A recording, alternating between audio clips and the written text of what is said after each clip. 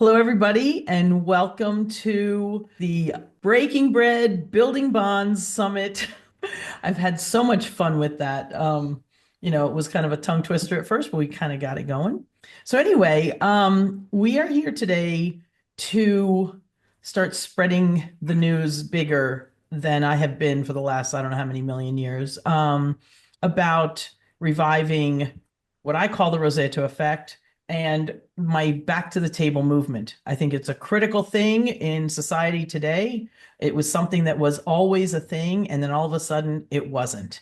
And so I'm kind of a table mindset coach, if you will say, because, as an Italian mom of six, I know firsthand the mindset you need to get that family to the table. And it's the heart of the home. So we got to keep it beating. So today I have the first five guests, and we're going to be here for the next 3 days, that are going to be my interviewees. But we're going to have these wonderful conversations, and they're from all walks of work and life. So we're going to have a lot of really insightful perspectives from a lot of different people all over the world. We have people here from all over the world. I'm in Italy. So I'm already across the ocean. Anyway, we are going to start off. I'm going to start a little early because I'm going to have my dear friend Renee Marino, who I met, I don't know, a year and a half or so ago. We clicked because we're, two Italian girls from well, she's from Jersey. I might as well be from Jersey, lived there long enough. So anyway, but we clicked right away. And I'm thrilled to have her be here.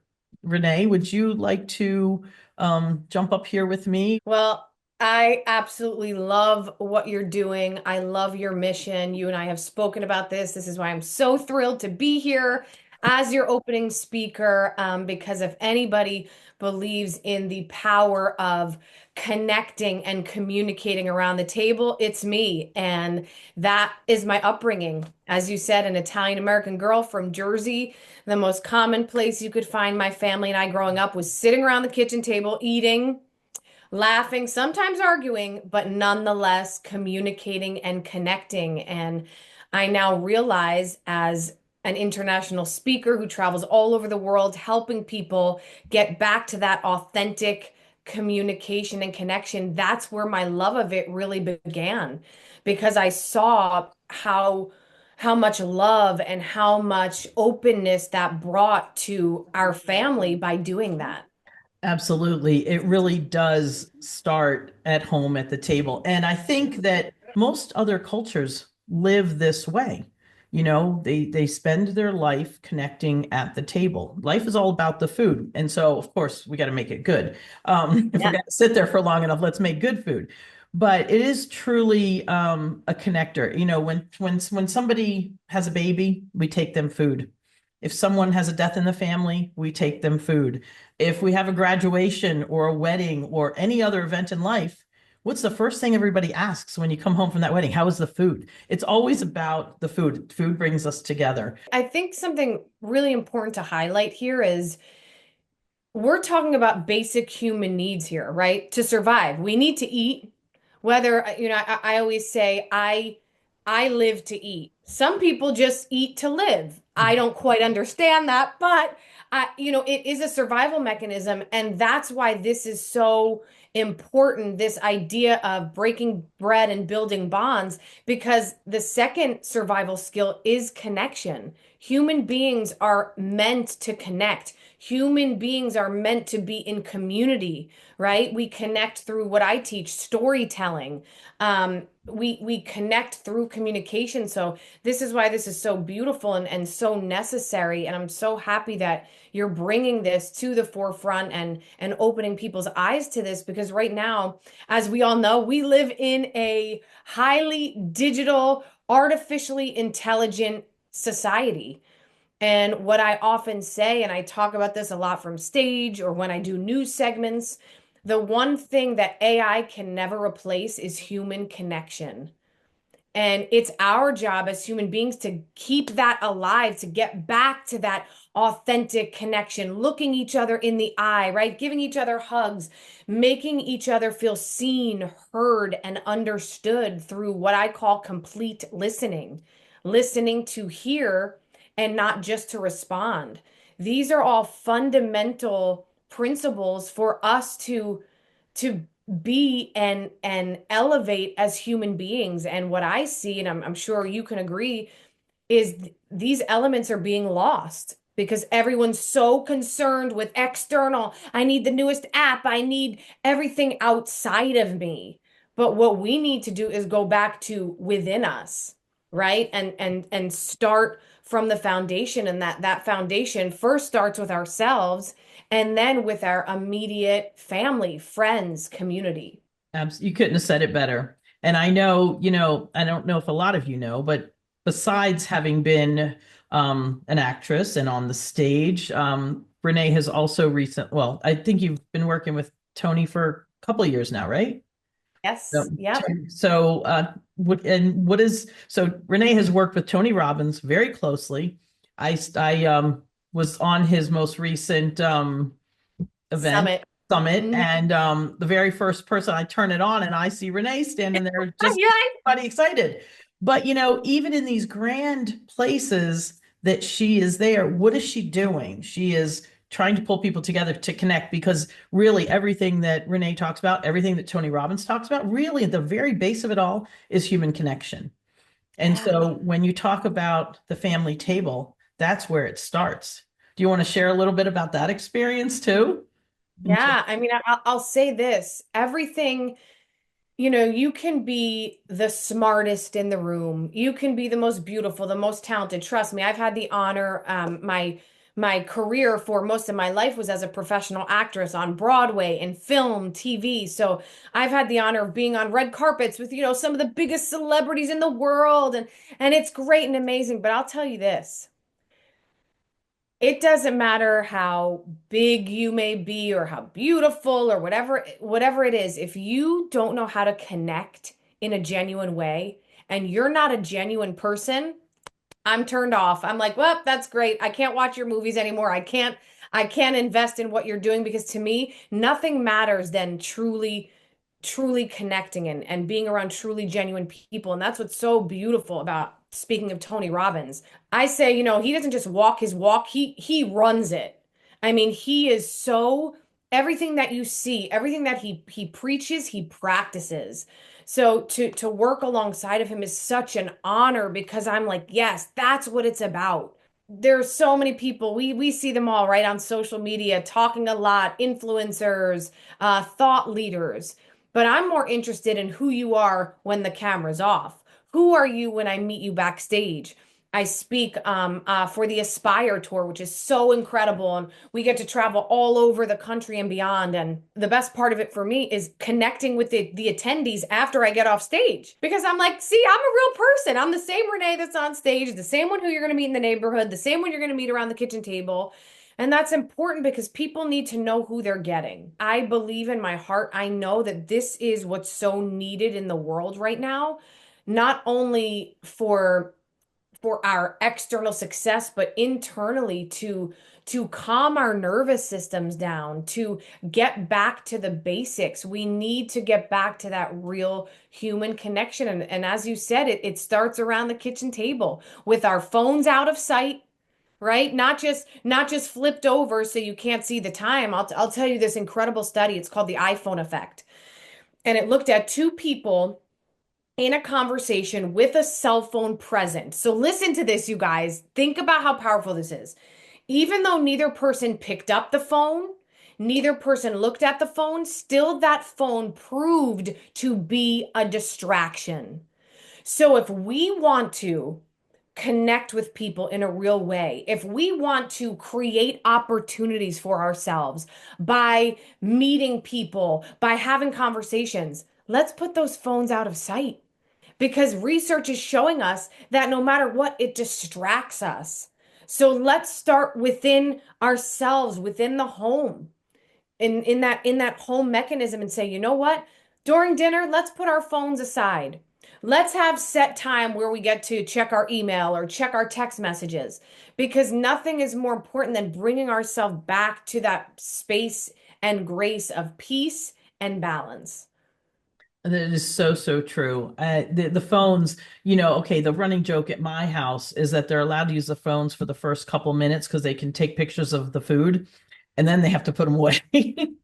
My kids, they know they got to tag me real quick on the pictures because they have more Instagram than I do. I But love it. I love yeah. that. But then the phones got to go. They got to go, Yeah. And it's funny because now that they're adults, they're like, well, I'm like, go, my table, my rules. And you have to as a parent, you have to lay down rules.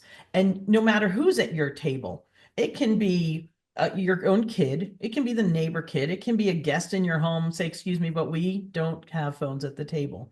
Period. And if you want my food, you're going to do what I say. Dorina, you'll love this story. So, I have a book, a best-selling book called Becoming a Master Communicator. And I started writing that book back in 2018. I was doing my most recent Broadway show, Pretty Woman the Musical. And during that time, I just saw this need for help in the area of communication because again, everybody's like connected to their phone. Nobody's really communicating in an effective way. And I knew I wanted the book to be about communication, but communication's so broad. I was like, well, what part of communication? So I'm at an Italian restaurant with a girlfriend of mine. We're catching up. We hadn't seen each other. So here we are gabbing, eating, laughing, right? And next to us sits a family of five parents, a teenage son, and two young kids under the age of 6. And Dorina, when I tell you, my heart broke because the entire meal, I'm talking 2 hours, even when the food came, no one spoke, no one communicated because they all had their heads down in a digital device. Yeah. And that's when my heart sank because I thought back to my family members and I, right, as a young girl with my mom, my dad, my grandmother, my brother sitting around the kitchen table. And I just thought to myself, man, they are missing out on these beautiful moments of connection to be more concerned about what's on the other side of that screen. Yeah. And that's when the light bulb went off, and I said, this is what my book needs to be about. How to bring people back to that authentic communication in a world that's digitally driven. And let's be honest, it's not going anywhere, right? Yeah. It's not like we could sit there and be like, you know what? No, I'm not going to have a phone or be on social media. I'm going to show them. Well, we need to roll with the times, right? Technology is such a beautiful gift and it helps us. Look, we're able to be on this summit together because of technology, but it's about balancing what I call new school with the old school. And that old school simplicity, that old school way of communicating will never go out of style. So it's harder than ever right now, trust me, but we have to prioritize that old school way of connecting. Going back to what you said about getting back to basics, if you have ever watched any sports movie ever in time, when you have the new coach that comes into the ragtag team, what is the first thing he says? We got to get back to basics. And the table is the basics for life, Yes. you know? And so with these things, we have to, yes, if it wasn't for my phone, I would have no business. If it was not for this technology, we would not be here. But we can use the tech to get off the tech, okay? Because we can use it to pass on these messages like we're doing right now. And hopefully everybody that's here watching and seeing this and understanding the importance of this will think next time when they're at the table, let me not just turn it over, let me put it in my purse. Even when it's turned over, you're looking. Is it vibrating? Can you see it light up from underneath? There's those things. I see people's eyes dart to their phones constantly. And I will tell you what you're talking about the table next to you at the restaurant. I think people feel like they need to send me photos like that. I have a whole slew of photos that people send me. Look at this. Check this out. Isn't this sad? Oh my goodness, I can't believe it. These kids didn't talk the whole time because they had their heads in these phones, and the parents didn't talk to the kids. If we as parents don't talk to our children, how do they learn to then connect and communicate with other people? That's when it all starts. Where do kids learn? That is one piece of clay. And when it's born, it's yours to mold. And if you aren't taking the time to shape it. The outside world's going to. And right now, that's this, you know? Yeah. So And that's why we must learn how to consciously connect. I call it conscious connection. I like that. Have the time when you're going to, of course, we need, like you said, we need to check our emails. We need to do these things, but it's about being conscious. See, through all the research I did for my book, I mean, our brains have literally begun to speed up because of digital technology. This is why we have trouble focusing. Anybody else? I'm going to raise both hands. Oh, If you totally. if you have trouble focusing, raise your hands. Let's see it. Well, that's because it's designed that way, right? Our brains weren't created to take in this much information, this much stuff. So as a result, it's so hard for us to even listen in conversations. But I'll tell you this, if you want to stand out amongst the crowd, if you want to make others feel seen, heard, and understood, which by the way is all the human spirit wants, you're going to learn how to consciously connect because when we are distracted in a conversation, and I urge you to write this down, bold this, highlight this, that can be taken as a sign of disrespect. Distraction is a sign of disrespect. And I don't know about you, but I've had so many situations, and I can think of one very clearly where I was speaking with someone. This was when I was speaking on a big stage, and I was backstage with one of the other speakers from the stage. And I will tell you, we were in conversation, and I asked them what they speak about, and I sat there and listened. And then it was their turn to say, it was two people to say, "Oh, and Renee, what do you speak on?" And as I started to tell them, it was a male and female, and the female's phone, I guess, like a notification went off. And in the middle of me speaking, the two of them check out, and the gentleman's like, "Oh my goodness, is that your dog?"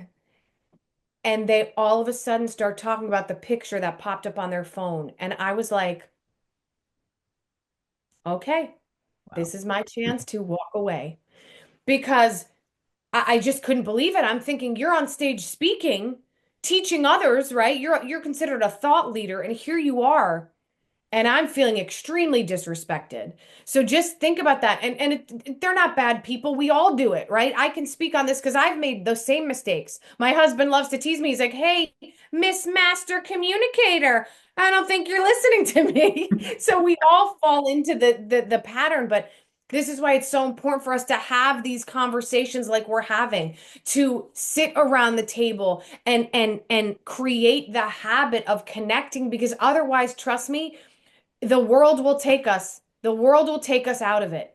And through technology and all these things that we have to concern ourselves with, it makes us feel all over the place. So that's why it's so important for us to prioritize this. So I'm so proud of all of you for being here and listening. And Dorina, thank you again for having this platform because it's so important. Well, I appreciate that, Renee, really a lot because I know you spend your whole work is connections. And that's what, the Rosetto effect, which I will get into more later, is, the phenomenon by which people live longer, healthier, happier lives by the way they live in community. And you can only have community if you have connections. So that's really, really something that's, critical to survival, to good survival. The oldest man in Italy a couple of years ago um, lived here in my town, and he passed away a couple of years ago. But up until he was 111, and you know Wow. what? He was full conversations till the end, but probably because his whole life was about connection and his mind was constantly stimulated. I feel like that is just something that we keep going, we keep going and we keep doing this as our culture, as us being fellow Italians and everybody else. You don't have to be Italian to have a good conversation at the table. Oh. You might need a little help from an Italian to get some good recipes, but that's where Yes. go check out my channel. But Yeah. but really truly it's something that it's simple. If you know someone who's a new young family, the best gifts you can give them are things that will bring them together. Cookbooks, because if you cook a meal, there's a greater chance you'll end up at the table. If you order a pizza or Chinese, it's going to end up on the coffee table in front of the TV. So let's not face the same way. We need to face each other. That's critical. Yep. Also, just for on the side, when you go on a date with your husband or your wife, whichever, you need to do things that you're facing each other because or that you're doing something together, because then when you come back to the table you have something to talk about. So I call that not creating social media content, but you're creating content for your life.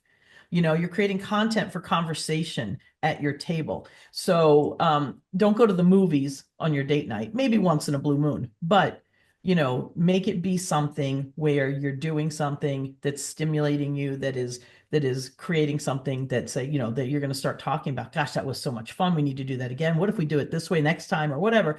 And you keep going, because important things to talk about at the table aren't always, you can't just talk logistics of life all the time.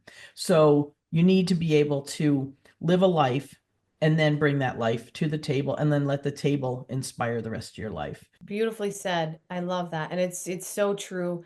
It's so, so crucial because again, it's not so natural like it was 50, 60 years ago. I love hearing stories of when my mom and my dad grew up or when my grandparents grew up. I mean, that was just natural, right? There wasn't so many distractions.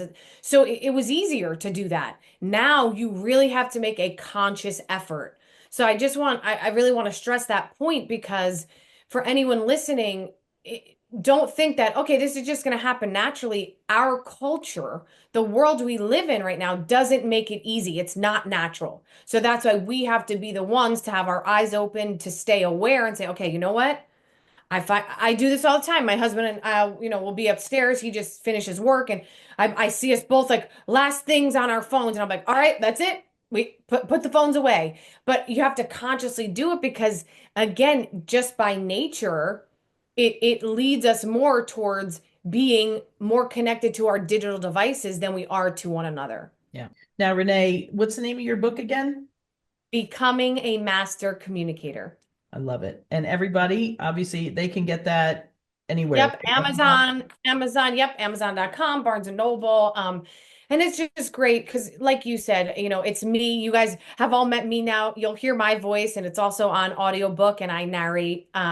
But it's just full of simple and practical tools to utilize every day to consciously connect. Exactly what we're talking about, right? These little practices that you can bring into your life so it makes it easier to be a better communicator. Because remember, everything in our lives starts with communication. And when we learn to master this skill, we become limitless.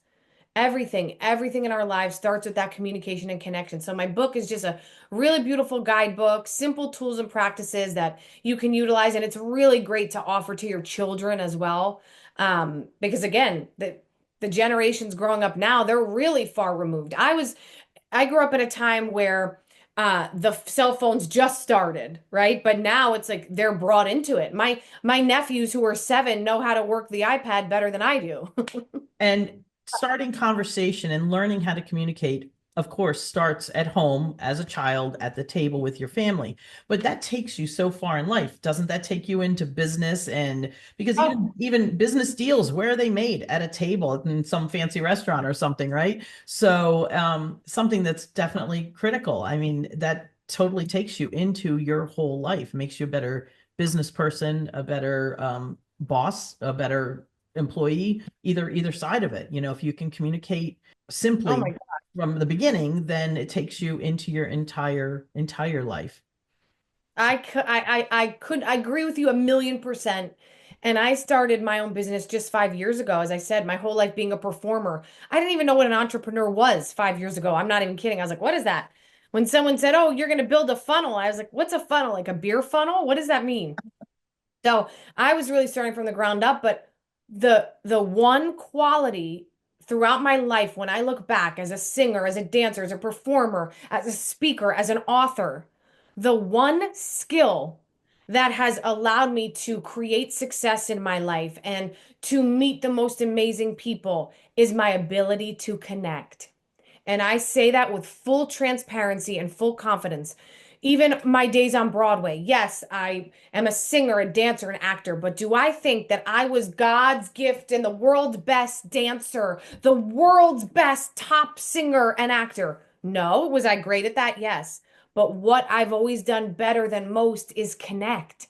And that's what it comes down to. And business, I mean, most of the places that I speak are business conferences, business events, because this is, we call it a soft skill, right? Those hard skills are what people focus on. I have to get really good at marketing. I have to get good at being a CPA. I have to be good at these hard skills. But what so many people forget about and leave on the table is this soft skill of being able to connect. And it goes back to what I said before. You could be the best business person. Trust me, I know many of them, billionaires, millionaires, but they're missing the mark on being able to connect with people. So even though they might have all the money in the world, they're missing this fundamental human aspect, which is the ability to communicate and connect. Good connection means it breeds trust, and people do Yes. business with people that they trust. Because as soon as they trust you, they consider you a friend. And you know what? People who are real connectors, who not those phony baloney like, hey, how you doing, people? I'm talking about the real true connectors like Renee. Like the day I met her, the first day, we clicked, both of us, Yeah. but we're both connectors. And I don't know, it's something that, it clicked. And when you connect with somebody and you can feel like they're your friend from the start, you definitely want to do things with them again. You want to work with them. Here we are. Exactly. That's a perfect example. Simon Sinek has one of my favorite quotes, and he says, "We don't do business with companies, we do business with people." So I say, let's stop, wasting all our time behind a screen trying to learn that thing. Yeah, we have to learn those things, those tactical things. How about get out into the world, put your phone away and make conversation with the people around you. That'll teach you a lot more. Yeah. That'll help to create those business deals. I have a one-on-one client who's amazing. He's one of the top real estate brokers in New Jersey. And let me tell you something. The reason he's so successful, yes, again, he's an amazing commercial real estate broker. He has those skill sets, but his ability to just make you feel warm. He's so warm and inviting and loving that you're like, oh my God, I want to do business with this guy. I don't even care what he knows. He's so great to be around. And people are really missing the mark there. So that is my mission, is to get people back to that authentic connection. I know that's what you're doing here. So it's our job, people. We got this. That's why we're here. We're here to help one another. I am thrilled that you were here to open this up for us, putting this thing together. Honest to goodness, I wanted to do it. And, somebody said, oh, you should do something like this. And I'm like, all right, I start. And about a week of trying to find people, I had gotten it was crickets. I had nobody, all of a sudden I had a couple, people said, oh yeah, that sounds like a cool idea. And then you know what? I'm gonna text Renee. What the heck? And when she answered me yes, I'm like, if she said yes, I'm definitely can get other people to say yes. And so I was so thrilled. So you were my inspiration to not give up on this whole idea. So thanks. I I'm appreciate so glad you didn't. I'm so glad you didn't. One of the biggest things that I teach is about speaking up. And I say speaking up is your superpower. And what you just represented with reaching out to me is speaking up, right? And so often in our lives, we miss out on opportunities because we're afraid to speak up. Whether that's to ask a question, whether that's to address a concern, whether that's to ask for what we want. And I just want everyone to understand that speaking up is your superpower, right? And you never know what's on the other side of asking. And even if the thing that you want, it's a no, well, guess what? You can always say, all right, but good job. I did everything I could. I asked. Well, my grandmother taught me a great lesson. Now, mind you, the reason that she said this was because she was always looking for a discount when she went to the grocery store. My grandmother was, grew up in the Yep. Depression. Yep. So for her, it was always, she said to me, it never hurts to ask. What's the worst thing they can say? The worst thing they can say is no, and you're no worse off than when you started. So she would always ask for that extra coupon or that extra discount, and she would get it too, so much of the time because they just thought she was so cute. But again, another communicator who also just remembered, and I've always remembered that one little lesson. It never hurts to ask. So, you get it, and it does help. Steph in the chat says, not a question, but I wanted to say thank you. I just found you guys. Nice to see there are people who think similar to me. All right. Well, I'm glad to hear people thinking like Awesome. us. Yeah, nice. Thank you, Steph. Love it. Robert has a question. No question. I just wanted to add one thing. When I go out with people or people come over and we're sitting at the table, I don't even want their phones on the table. You know how they come with their phones anyway, just put it aside because you never know who could be calling them. No, put them away completely. Turn them off and put them away. Absolutely. I love it. 100%. Renee, what do you have big on your agenda? I know you just finished up with Yeah. Tony, and what's coming up next for you real quick? Where can anybody Yes. see you next? Just go to aspiretour.com. I'm on the Aspire Tour. We're heading to Denver, April 23rd. And 2 days after that, I'm going to be in Orlando speaking for Peak Partnership. But yeah, I'll be with the Aspire team. So if you're in any of the cities, come on and check us out. I'm the opening speaker, so I open up every day, 8 a.m. baby. So it's early, but it'll be worth it. All right, everybody. I expect to see everybody her book sales to go up because you got to get it. It's a good one. All right. Thank you so No, much. you're welcome. There you go. And Renee has a gift. So if you check out in the chat there, you get the 7 secrets to create powerful relationships. And that doesn't just mean business and it doesn't just mean family. It's all encompassing. So No, this is the secret. This is a really powerful resource. You guys make sure to grab it. It's the secrets to create $1 million opportunities. So these 7 principles will really, really elevate your business, your relationship. So make sure to grab that. It's free. It's just for you, just to say thanks for being here. thank you for offering that. I appreciate it. And Yes. everybody else I'm sure does too. We will make sure we share it with everyone. All right. Awesome. Well, thank you again. Like I said, I couldn't have been more happy to have you open us up. And I wish you luck in the rest of your Aspire tour right now. And if I'm in the States, who knows? Maybe I'll catch one of them soon. I'll keep watching. Thank you so much. It was so wonderful to be here with you, and thank you for having me. Thanks, Renee. Appreciate it so much. Mwah. Okay, take care, everyone. Mwah. Ciao, ciao. Ciao. So everybody, tell me that wasn't amazing. I think that this whole thing really, really resonates with, and when you start with somebody as strong as Renee and you come in here and you see that, just the simple table, yes, it does bring our families together and makes communication with our kids better, but it takes you so far in life. It's not just about just home, which is critical, but we need that, and we need that first. But as we continue on, it takes us through life and into business and into, when you have a successful home life and business life, it just makes life in general so much happier. So it's a good thing.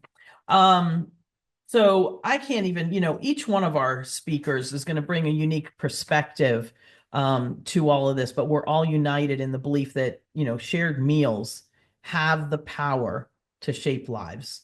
So you're going to hear simple things today, as simple as sitting down to eat together, how it affects everything as we've been talking about. And, it's your physical health, it's your mental health, it's your emotional health, it's school success, it's work performance, business building, and, and so much more.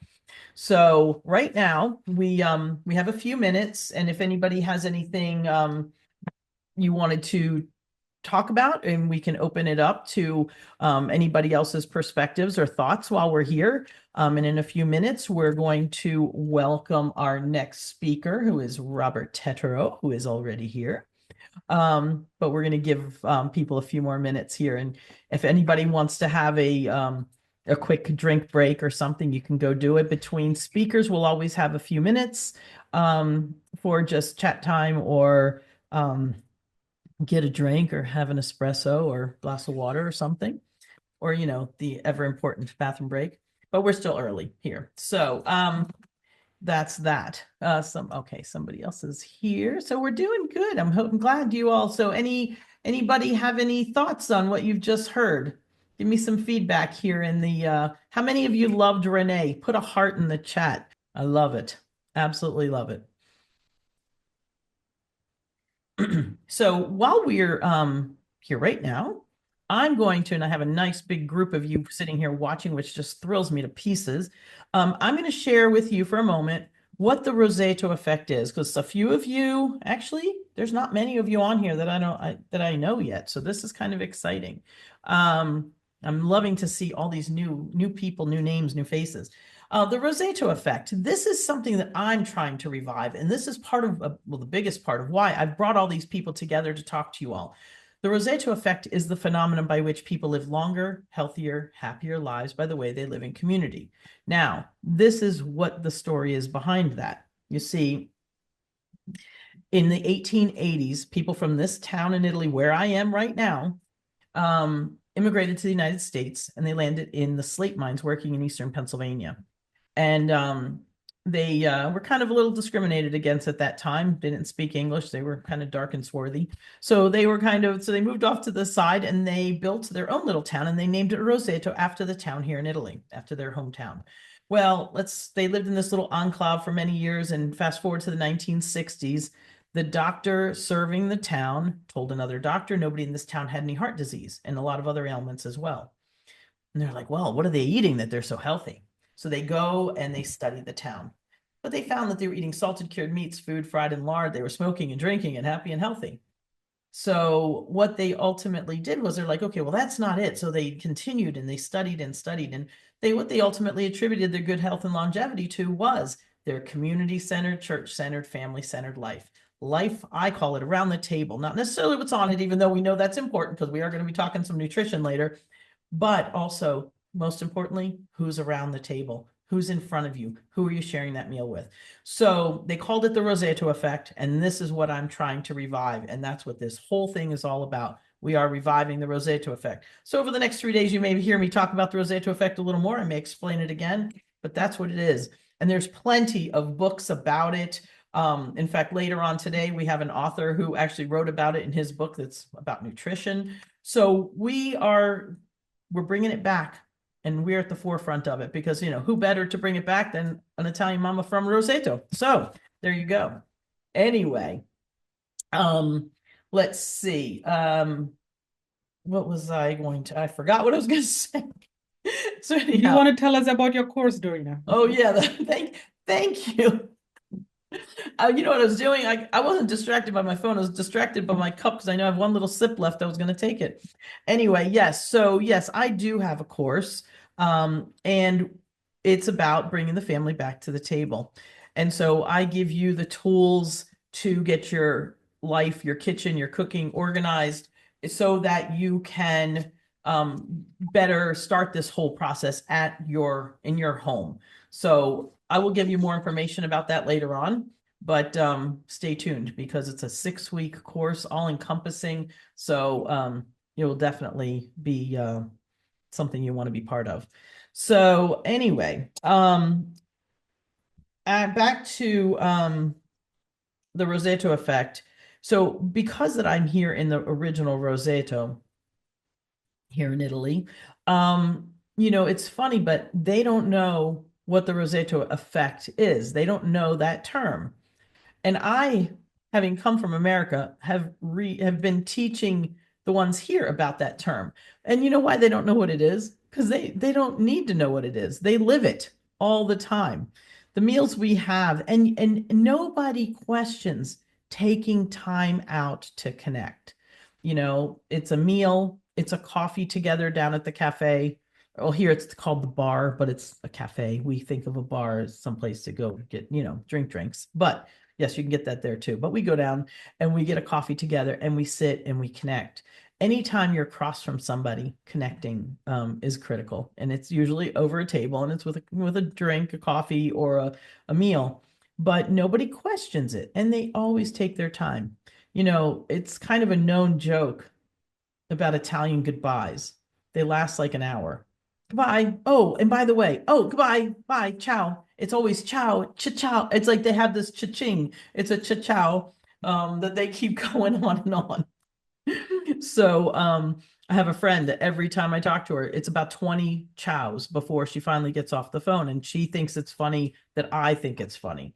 So because for her, it's completely normal to continue saying goodbye because nobody wants to really say goodbye. So anyway, I would like to take this moment now to introduce our next guest. So Robert Tedrow, would you like, there we are. How are you, Robert? Hi there. Hi there. Well, I'm Robert Tedderer. I'm Dutch Indonesian. And right now, currently, we just moved from Tenerife back to Holland. But I've traveled the whole world. I grew up all over the world, which is why I call myself a world citizen. However, which is great because I just completely connected to Dorina's mission because I really consider Italy my home. I grew up there in the most important years of my life, and the mother of my first child is from Rome. And she's got the ciao, ciao, ciao, ciao, ciao, ciao, ciao. See, ciao. Well, you get, I know. And She's got that down. And, you know, in fact, we get up and then we get to the door and we're still saying goodbye. And then we're still outside of the door, still saying goodbye. You know, in fact, it's really, really beautiful. It's wonderful. But I really felt connected to this topic because I have so much to say about that. You know, I've lived it. I grew up in a family that was always traveling. My father was working for the Dutch embassy as a diplomat. So every 4 years we were transferred to another country. So our family was the nucleus. That's where everything was happening. Even later, when I left my home, it was always coming back wherever my parents were and to bring the family together and all my friends because we had an open house policy. Now, my mother was from Indonesia. Now, I don't know if anybody has ever eaten Indonesian food before. It's something they call rijsttafel, the rice table. Being the wife of a diplomat, we always had huge dinners, and she would be preparing her food already like a week or 10 days in advance, and she'd have her Indonesian friends over, and they'd all be cooking the whole week, and I'd come from school, and you'd have this incredible, you know, scent already at the door, and you would immediately walk into the kitchen where all these ladies were there cooking, and they would immediately put a plate in front of your face, and you would just enjoy all the little things. But at rijsttafel is amazing because if anything, that is where everybody gets together. According to the Indonesian culture, if anybody would knock on your door while you were having dinner, they had to join you for the dinner. And that's the way I grew up. And still today, my door is open for anybody at any time to join us, which is wonderful because that attitude attracts a lot of people that just always welcome me into their house. So it's something I really nourish and I cherish so much. that is something that I was so excited to have you speaking about because you have lived in so many countries and you have such a view that so many people, like when we grew up in America, we can travel 6 hours on a plane and just still be in the same country, you know, and the traditions that we don't really have are the same all around. But because you've been around the world, you've seen how in Indonesia and in Holland and all these other places that you lived, you know, the family table in most cultures is still really important. So it's you talked about you've talked to me about nurturing the nucleus, which you say, talking about the foundation, which is the family, right? Want to share a little bit about that? Yeah, well, you were saying, yeah, breaking bread, can influence your life, or the way you were raised, but it's not, it can influence your life. It influences every aspect of your life. And this is carried through in everything that I've ever done in my life as well. And it was amazing because, again, the nucleus, I didn't realize until a lot later, but specifically because so many of my friends were like, wow, we really love your parents and we love your mom's cooking. So when I left the house to go study somewhere else for 2 years, I'd often call my parents. And guess what? There was always one or other friend over having dinner with my parents because they just love the atmosphere. They love the warmth, that my parents generated. But our house was always open for anybody to come at any time. So everybody had sleepovers, we'd have parties there. And it was my mother's principle of like, well, at least I know where my children are, Absolutely. right?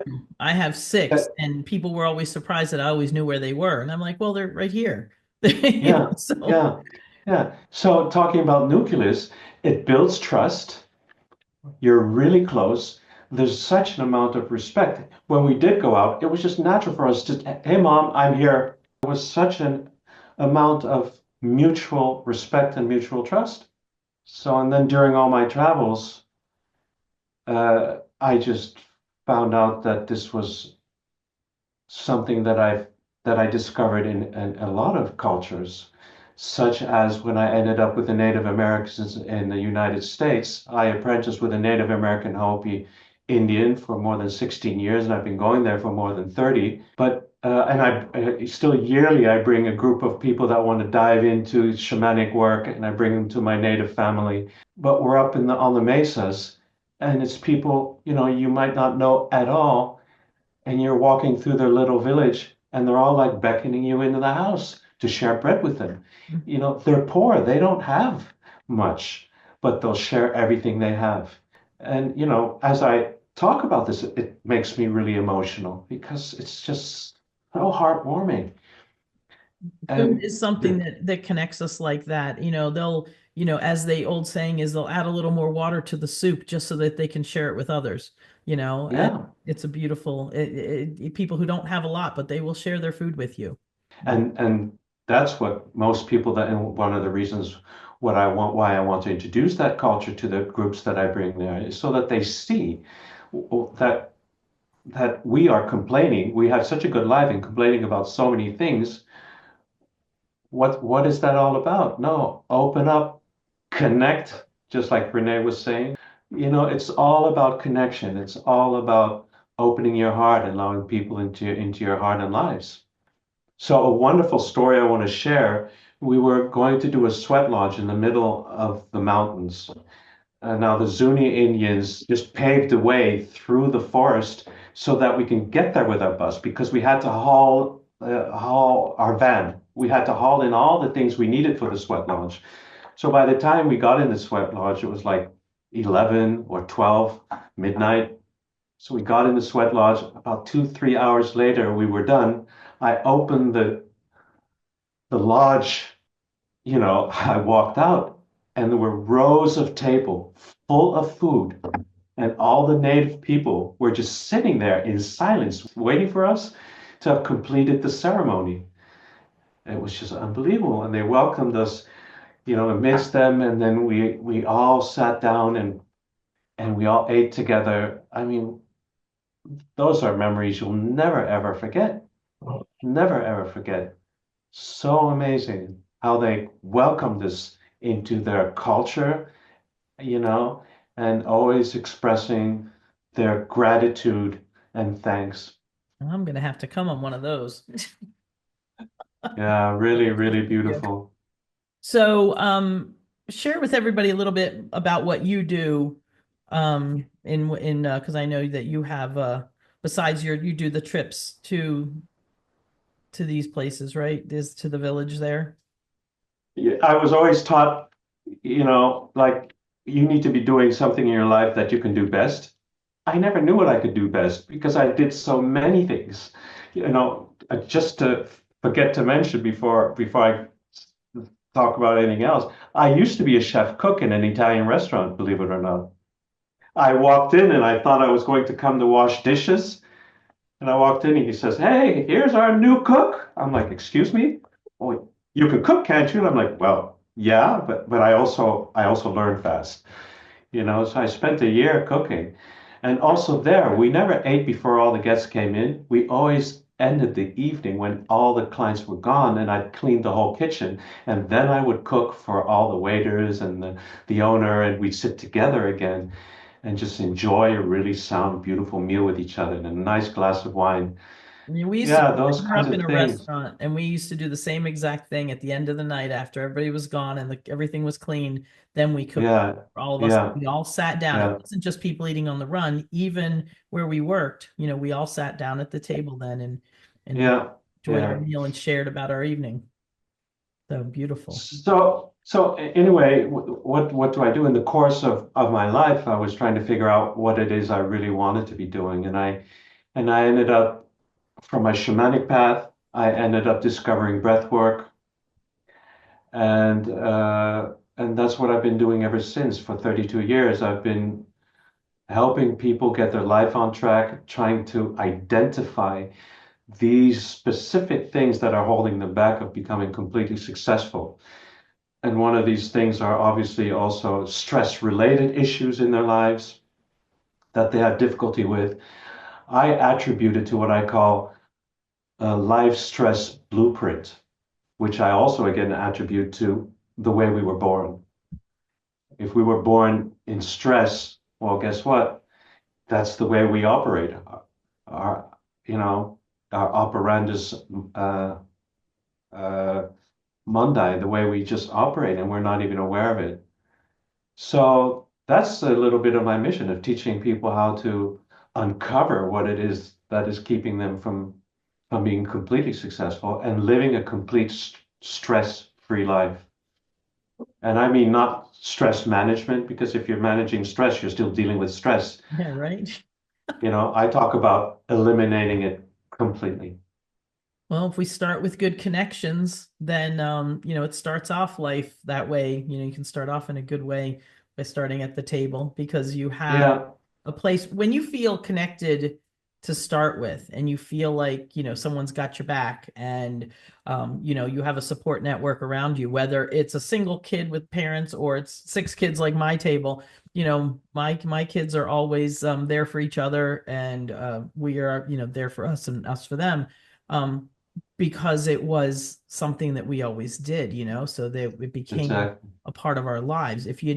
I know a lot of people that I coach, they're already out of the habit and it's kind of broken. And so you need to kind of revive it in your home. And there's a lot of, and we're going to have some great, between you and some of the other speakers that we have, ways to reconnect. So now you're, before you can even become stress-free though, you got to figure out how do you give us a tip on how do you get rid of the stress if you've already got it. We have to do the work because we all want the quick fix, but it just doesn't work that way. I mean, I have so many people over all these years that have come to me with burnout, and when I ask them how they got to it, how did it get that far? Most people tell me they don't know Yeah. because it was their norm. Life stress blueprint. It was their norm. They functioned that way. But on the long run, the body's going to go, I'm not playing this game anymore. I can't handle this. So you have to do the work. And for that reason, I would advise everybody to go on retreats.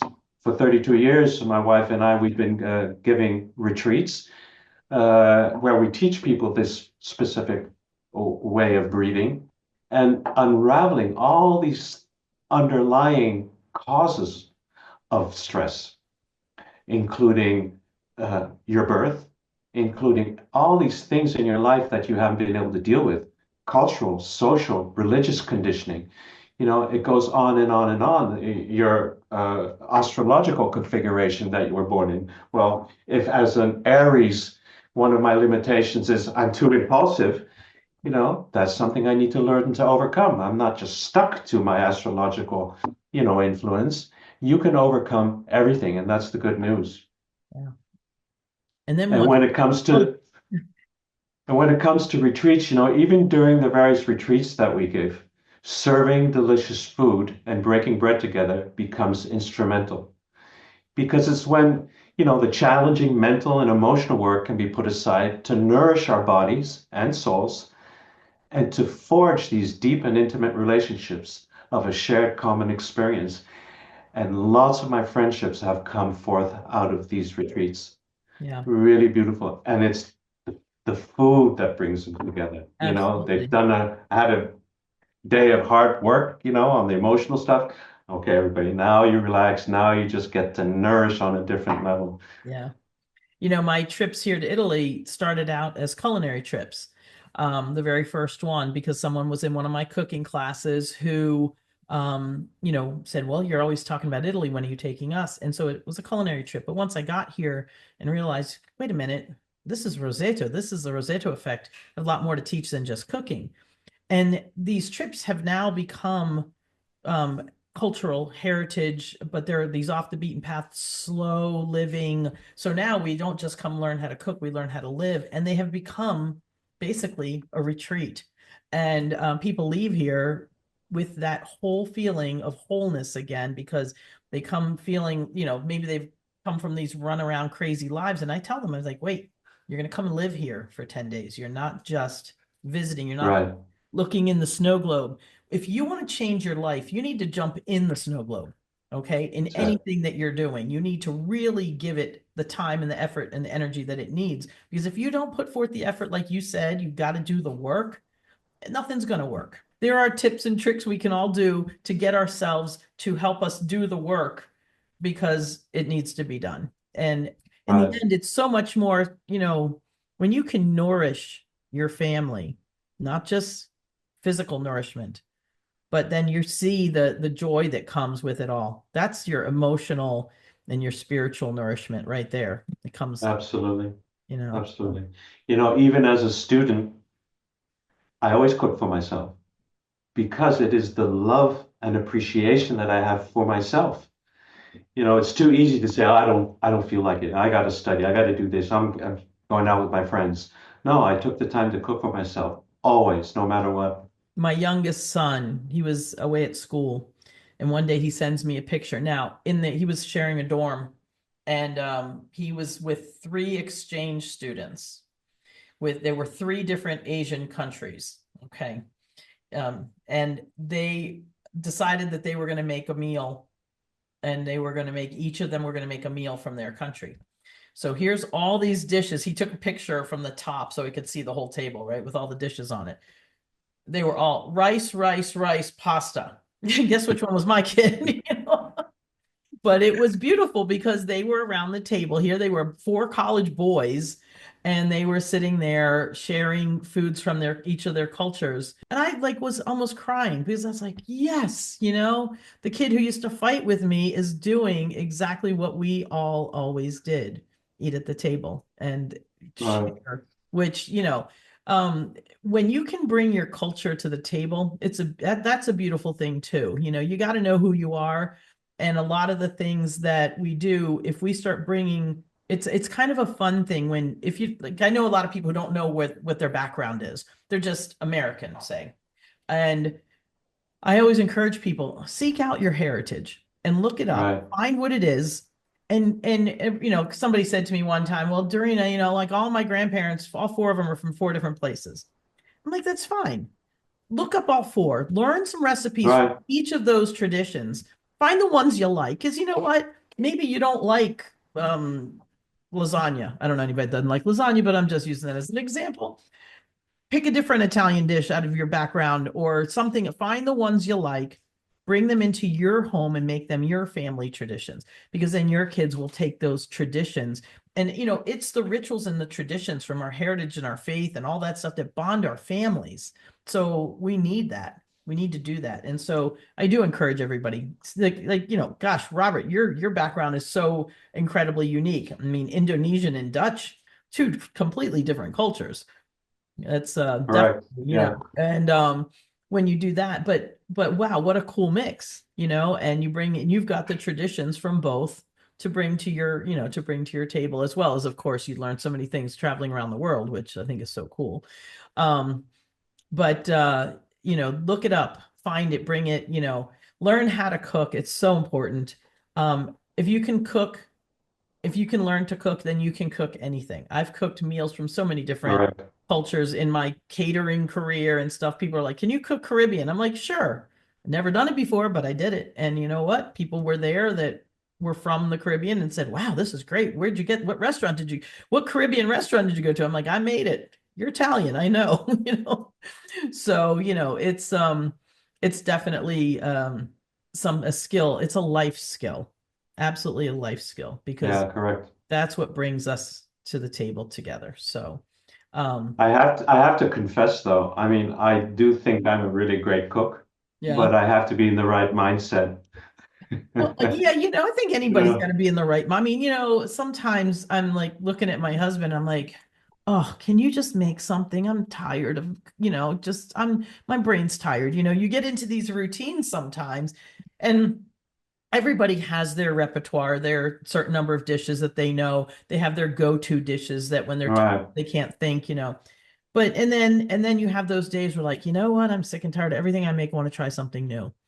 And so do it. That's when you pull out a recipe. I don't cook with a recipe 90% of the time, but every now and then I'm like, let me go through. Okay, so my confession is I have over 300 cookbooks. That's the only thing. I'm not like a tchotchke collector. I don't have things all over shelves, but the shelves that I have are full of cookbooks.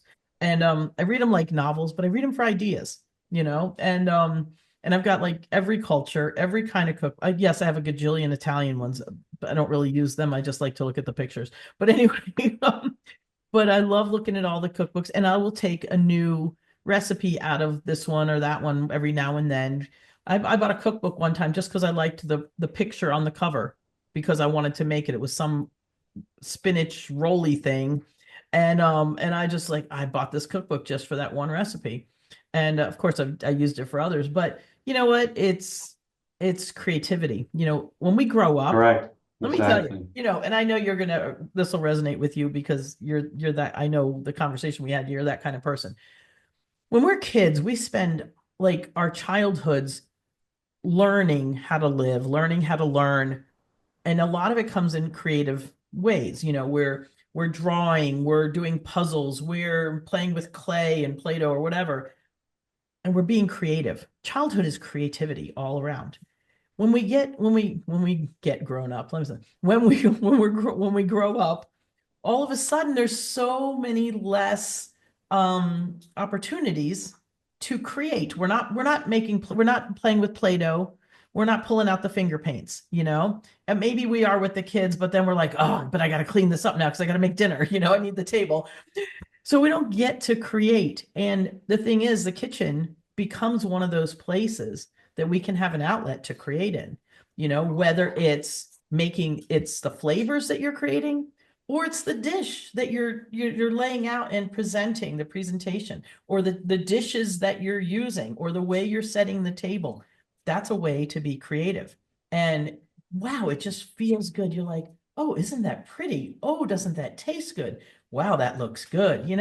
These are things that you start your taste buds start juicing up before you even get to taste it, because we're eating with our eyes and our nose and our ears. You're hearing it sizzle, you're doing all these things, you're seeing the beauty of it before you even eat it. And it's really, it lengthens the joy. The anticipation of the meal is just as fun. Creative cooking Yep. is really important. Well, you know what? Um, it just reminds me, you're talking about creativity. When I grew up and I walked into that kitchen with all these Indonesian women, or we were having dinner, sometimes we'd have like the European dinner, and I'm like, "Where's mom?" And I'd go into the kitchen and my mom would be sitting in the corner eating her rice dish because she just preferred that, but with her hands. Oh, wow. So I grew up eating also like Oriental food with my hands, so you also experience feeling, Absolutely. the Tactile. foods, and nourishing yourself on an even deeper level. It was just amazing. Yeah. So, what happens when kids are playing with the food at the table and they get screamed at? No, let them fool around with the food, let them taste it, let them experiment. Yeah, There's nothing like absolutely. smushing peas, you know? Exactly. Exactly. So those are one of the people, the do's or the do nots at the table. When the children come back from school, don't use the table to start lecturing them. Don't ask them how school was. Usually it's like, let's find out what the kid did wrong today. Then it becomes a negative experience. No, nothing of that sort. It's there to commune, uh, to inspire. Oh, you have to finish your food. That's a good one. Finish food. You have to eat. And I'm like, to my child, I said, Shai, are you full? When the rest of the family's like, you gotta finish. Yeah. And I know exactly where he is. And it's like, Shai, are you full? And he's like, yeah, Daddy. I'm like, you don't have to eat it. And he's like big smile. And the rest of the family is like looking at me. My Italian family, if you didn't finish, it wasn't that it was, or what's the matter? Are you sick? That's what Yeah, yeah, yeah. what's the matter? You Also, sick? You yeah, don't feel good if you didn't finish. But in my home, it was all right, more about them tasting things. So my rule wasn't you had to finish it. My rule was you had to taste it. Because I always told the kids, I'm like, it's your taste buds grow just like your muscles grow. Because, little kids are always like, see my muscle. So they always had right, that. And I had 5 boys before I had my girls. So, the muscle thing was always a thing. I said, just like your muscles grow, your taste buds grow. I said, you have to try it every day, just in case today you like it when you didn't like it yesterday. And I'll never forget one of my twins, they were about 10 years old. One day, I was still in the kitchen, kind of bringing things over to the table. And they were all sitting at the table and he says, Mom, you're right. And I'm like, oh, what was I right about? Yay, I was right about yeah, something.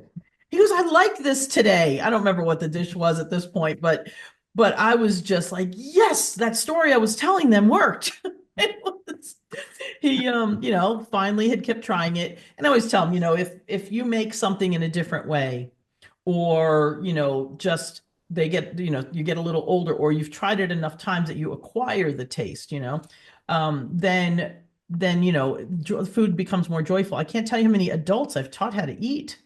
They're like, oh, right, I don't yeah, like spinach. I haven't liked that since I was a kid. I'm like, when's the last time you had it? When I was a kid. I was like, really? You never know, you might like it today.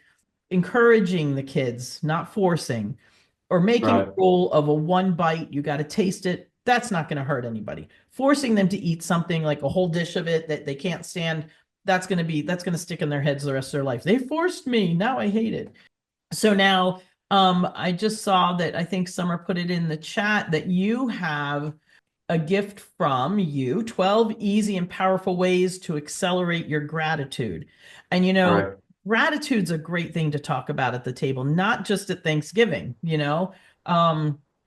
can be if you're going to say grace before your meal, give thanks, or go around the table sometimes and say, hey, everybody, just for the heck of it, what are you thankful for today?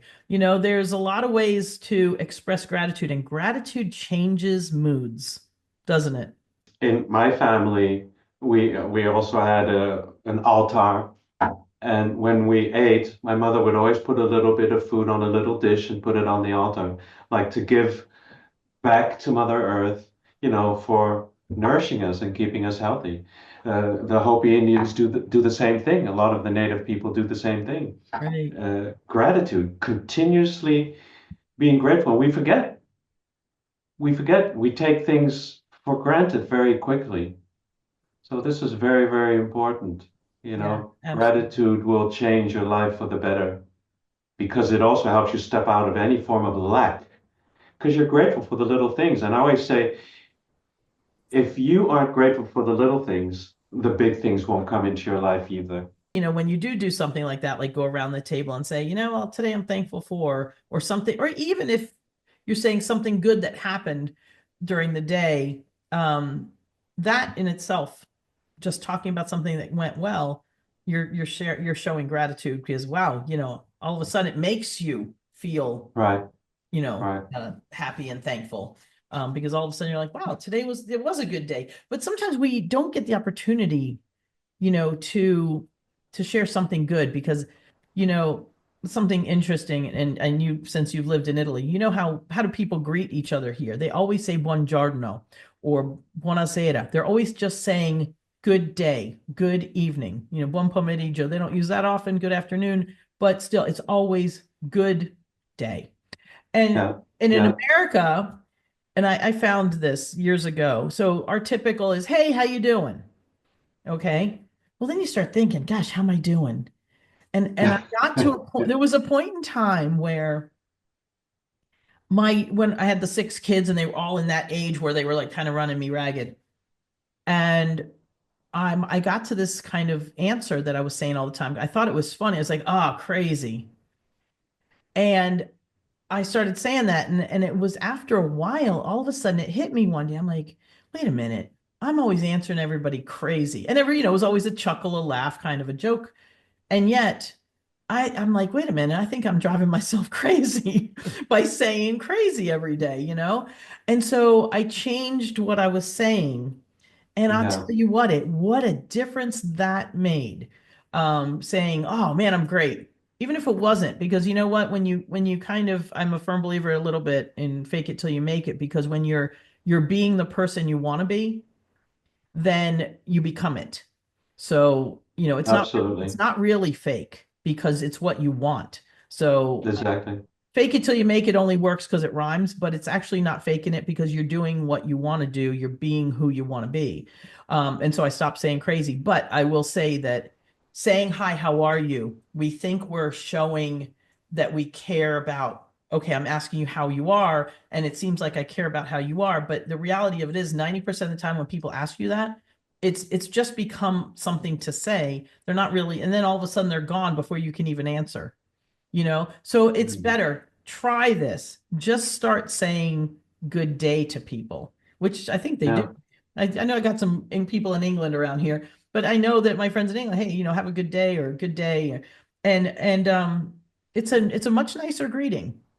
To have that intention is really powerful Yeah. because it makes you happy.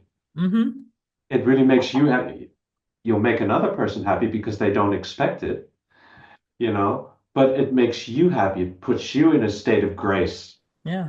You do something good for somebody out of, you know, this open heart, and it just opens up your whole life in so many beautiful ways. It does. So I love being in Italy and just walking around in the mornings and saying buongiorno to people because it's just like Yeah, just yeah, giving out, you're just sharing some joy, you're sharing some goodness. It's funny because here, like if you walk into one of the coffee bars, and you walk like in the villages anyway, and you walk in, you greet the room. You just walk in and say buongiorno, and you're like, correct. and if Yeah, you I don't, and love if you're that. sitting at one of the tables and you don't answer, they're like, hey, they're making sure that you answer. So it's definitely something. So think about it, everybody. Think about when you ask someone how they are. Are you waiting to hear what they say? And if not, don't ask how they are. Give them a different greeting. Come up with your own. Think about it because it's I found it interesting thing to I play with it sometimes. What I have done a lot is I just started using it in Italian because everybody kind of knows what buongiorno means or bonjour in French. All Americans kind of know what that means. So when you're saying good morning in Italian, I can get away with that. And then in Toscana, they always used to say "bondi" to Buondì. shorten it a little. Yeah, And it's just such a warm welcome, "bondi." it is. Love it, Absolutely. love it. Connection to brings you back to the connection that we all want. Yeah, it's so true. I think that, I used to do this thing when I was a kid. There was this I used to walk, up the street to the store and to my school. And there was this one stretch of sidewalk. There was every now and then I would see this one little old man walking down the street. I started just smiling at him and saying, "Good morning," or "Good afternoon," or whatever. I hope I made him happy. And eventually he started smiling back at me, but it took a long time. Greet the people, know the people, meet your neighbors, force it. People might think you're crazy at first, but you know what? They are going to appreciate it and they're going to love it.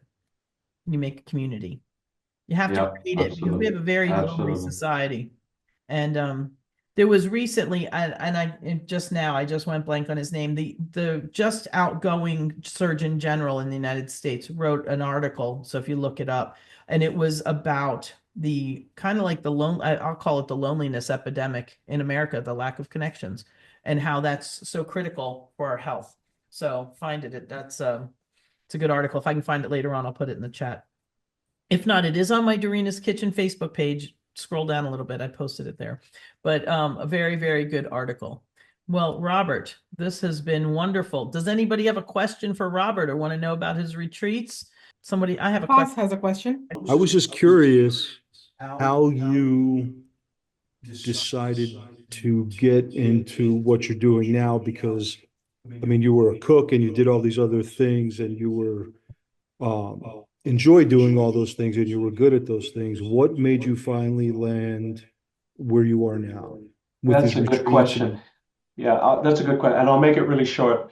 I studied business and I was working for Berlusconi for a huge multi-million-dollar project in the steel industry in Luxembourg. And I just started, right? And I burned out. And the CEO called me into his office one day and he says, "Robert, what do you want from life?" And I choked up. And he kept repeating that question. And at some point, the only thing that came out of my mouth was, "I want to be happy." And the next thing he said to me is, "Then what are you still doing here?" He knew I wasn't happy there. And so I took him up on that. I immediately quit my job, not knowing what else I was supposed to be doing, what I was meant to be doing. And then I just dropped all my things, packed everything up, gave my things away, sold what I could, got on an airplane to the States, got on a bus from New York on a 3-week tour all the way to Los Angeles.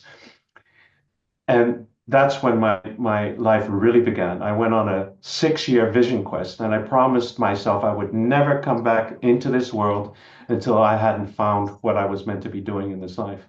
And so I ended up with the Native Americans. I ended up doing all kinds of inner work. And it wasn't until I discovered breath work, my first breathing session. I mean, that was the moment when, for the first time in my life, I knew what I wanted to be doing. That was sharing that gift of the breath, of helping people reconnect to source. That was it. Thank you. Thanks for sharing that. That's really interesting, because a lot of times you meet people and they go from, A to Z or A to C or whatever it is, and you don't the picture in the middle is missing. And sometimes that is the most interesting part. Yeah. So thank you. Thank you for the question. Great. Okay, I opened my mic back up, so I was trying to make not too much echo there in the same room. Yeah, that's wonderful. Robert, you need to come and do a retreat over here. We'll put the Roseto effect and some breathing together. Well, it would be beautiful. Absolutely. We'll be talking. I told you anyway I was going to come and visit you. I know. I'm excited at that possibility. So I think we definitely need to do it.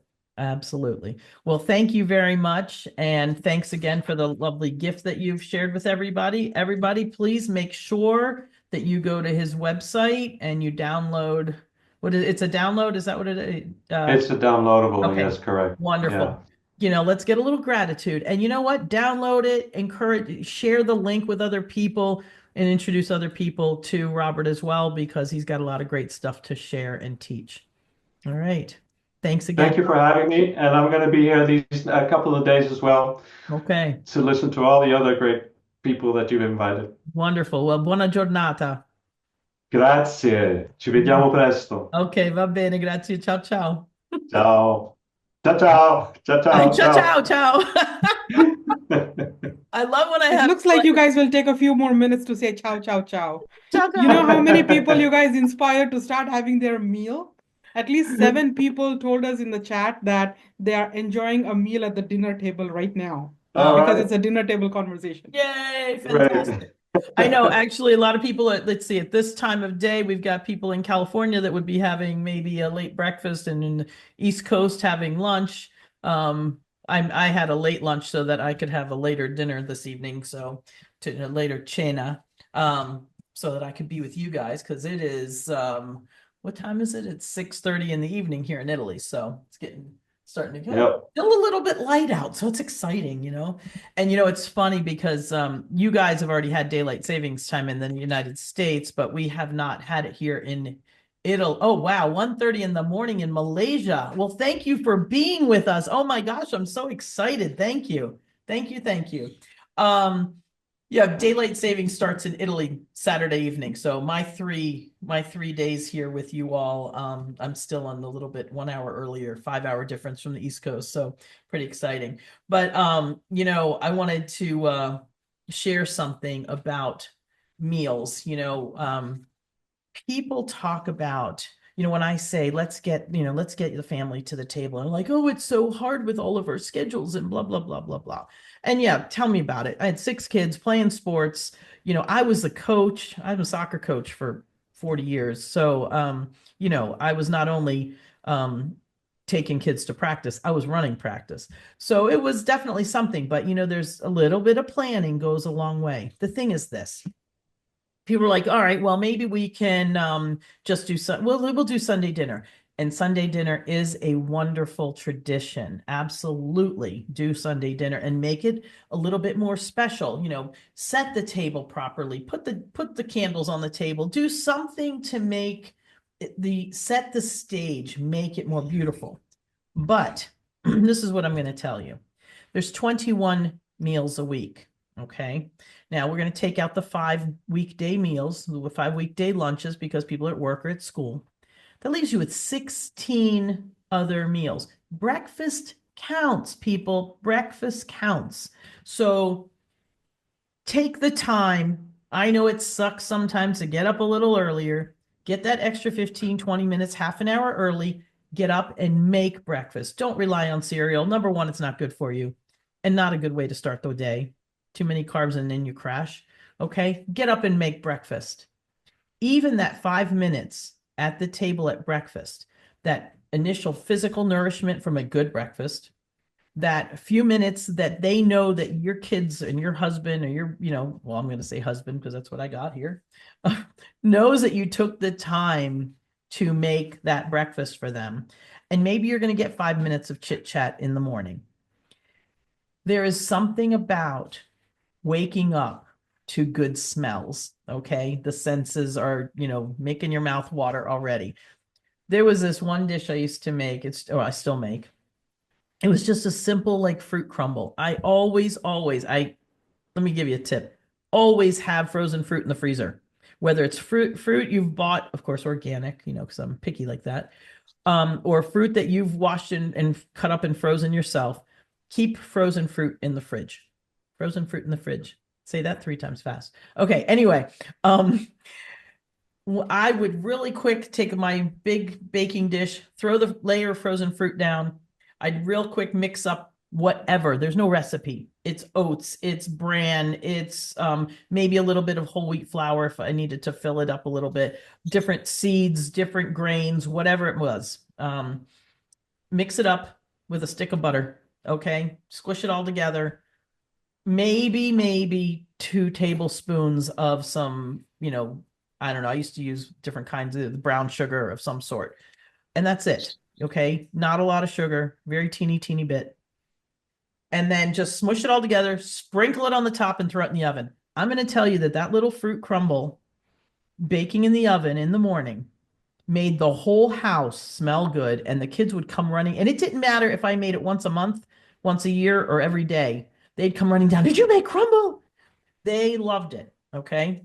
You can make a little, you can put a little fresh homemade whipped cream on top if you wanted. You can turn that same thing into a dessert. So see, that's a dish that you can have as a breakfast because it's healthy. It's fruit with whole grains on it. So you're getting a whole grain that's a slower, slower energy.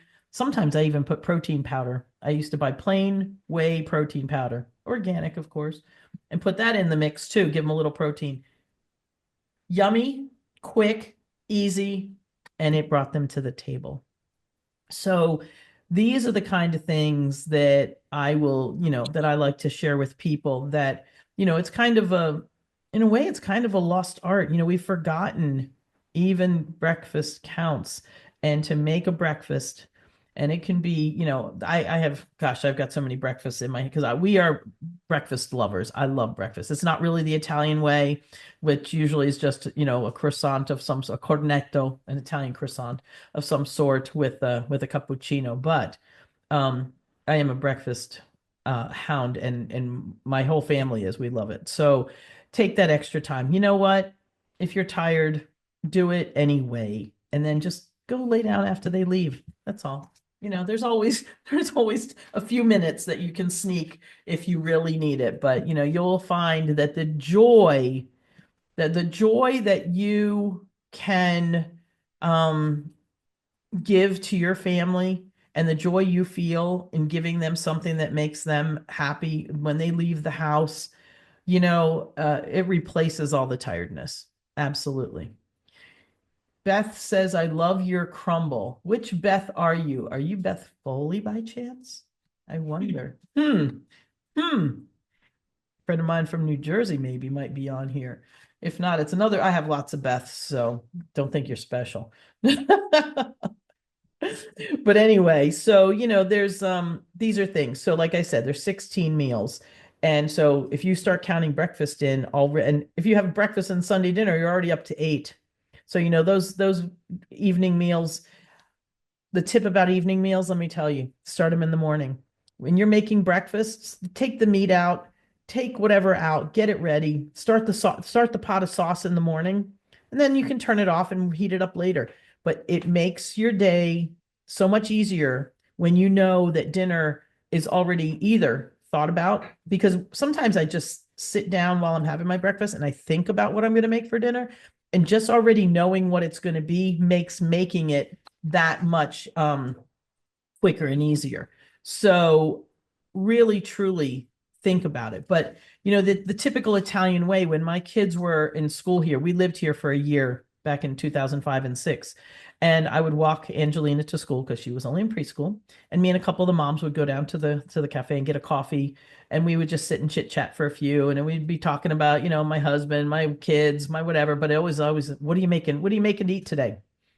And we would share ideas. And we would then go home and start our day. That little morning connection with some other people was really wonderful. And you'd go off and start your day already having had some connection. So having that, and also having that conversation about food, I would go home and start my dinner first thing. And then later on, it made my whole day easier and less mentally stressful. So think about doing that. All right. So that's my next tip for you. All right. Well, right now, I'm going to introduce our next, my next person I'm going to chat with, Natasha Polomsky. Where are you, Natasha? I'm here. Hello. And where are you calling? Where are you dialing in from right now? So I'm living in Cape Breton, Nova Scotia, so East Coast Canada. There you go. I'm originally from Germany. Grew up about 3 hours from Italy. Oh, okay. See, everybody wants to see how we can connect to Italy. Okay, good. So Renee is Italian. Robert lived in Italy. You grew up 3 hours from Italy. All right. So today's Actually, I had Italian in school. Oh, very good. Italiano un poco. Allora, buongiorno. Grazie. Guten Tag. See, Yeah. even in German, they say good day. So see, there's another language we're Yeah. throwing out at Yeah. you. Okay, wonderful. So, I'm going to hand it over to you, introduce yourself, and we will get started that way. How's that? Because you can So introduce I'm me better than I can. you think you think I'm a burnout survivor of 25 plus years, which means I basically got myself into burnout. The first signs were there when I was 18, Ooh. that it would come. Looking back, you see that, but I didn't see it at that time. And as I said, I grew up in Munich. And I remember at that time, actually, we went for pizza to Italy when I had just my driver's license. Oh, wow. Just A 3-hour drive for pizza? Yes, exactly. I would do that. What you do. Yeah, and I'm working these days. I work with sound and frequency and awareness in a bioenergetic way, we call that. I'm part of the Can Be Well organization here. It's the Canadian Association of Bioenergetic Wellness. And we basically use the body to tell us things. We come from the specialized kinesiology. And the burnout for me happened in business because I worked in accounting. I'm a trained travel agent. And then I found my path into the complementary world. Part of that is the realization that when you're in burnout and when you're stressed, you're usually pretty much alone because you don't see anything that's happening around you. You don't have the awareness of what's going on, and you are stuck in a place where you don't find out unless you find your support. You don't find out how shut down you actually are. And that's why when we were talking about what can I bring to the table, my topic is awareness. And I just posted a newsletter last month about relationships and burnout and stress. And big part of that is that we don't have the awareness of what's going on and how we react and what lenses we wear during the day, which make us react to people. And as parents, I'm not a parent. As I said, I was shut down for 25 years. So unfortunately, I'm not a parent. I have friends and family who has kids, and the kids usually are close to me. I call them my kids, and they come to me with their problems because I'm not mom. I don't have the lens of I have to be the parent, which is interesting because I didn't do much to deserve that trust. Let's say it this way. They just come and they trust, which is such an honor for them to be open and for them to be aware that I create a safe space for them. Part of that awareness, as I said, is the emotional lens daily, that you come home from work, you're stressed out, you bring the anger home, which you shouldn't, and then it translates into your every action and reaction. I had a single mom who was working full time as a sales rep. So she was on the road all the time. And she came home and she would cook for us and would fret about it. And as a child, you don't see that she needed our support and she needed our help, but she didn't even communicate that in a way that it was clear to us. There was more, yeah, it needs to be done. Come on, let's do. And my mom is a loving person. Don't get me wrong. She's somebody who's very headstrong. So she wants to do everything herself. But on the other hand, she didn't communicate in a way that we as kids could understand that she needed support. And you can communicate that to kids by bringing them in and making it a game, by bringing them in and giving them responsibility instead of saying, no, you do that. Not, please help me. Or how about you design the dish today, right? Games and fun. And Robert put a pretty good point to happiness, which was mine too. Like, I quit my job in 2016 because I realized I became the person who said, I hate, I don't like, I don't want, I feel sick to my stomach. And I decided I wanted to be happy because that's my base personality. I just love, I'm the best person to joke about myself because I constantly use the wrong words. Being German is really nice when you use the wrong words in the right content or whatever. But the thing is, if you don't communicate right, and if you don't see that you're not communicating in the right way, if you don't have the awareness that what you're saying is not received in the right way, then it's going nowhere. Or it's going backwards. What you're saying about growing up with a single mom, and this is something that I get a lot of questions are like, well, I'm a single mom, how can I do all this? And like you're saying, make it a family thing, and that's doing double duty. You're getting the meal on the table together. You're not as stressed out as the single parent. You're including the kids, so you're teaching them, you're giving them some together time and some creative time together, and you're getting the thing done without and without also making them feel bad that had to come home from work to cook for them. There's also that little bit of guilt that you learn as a child, that like, oh gosh, mom had to rush home, she worked all day, and now she's got to make us dinner, but I don't know how to make dinner because I'm a kid. But if mom includes, like you said, if mom includes you, then that's another way to make the table happen. And it's important, and probably, Yeah, I think it installs, like, if you do that early on, and kids are never too young. Like, I've seen that at my friends' kids. Some of them started their own cooking show with 10 years old on YouTube. yeah, If you install that in kids early on, that it's not a chore, but it's something fun to be done together, instead of you have to sit at the table and whatever. Um, then it becomes different, yeah, right?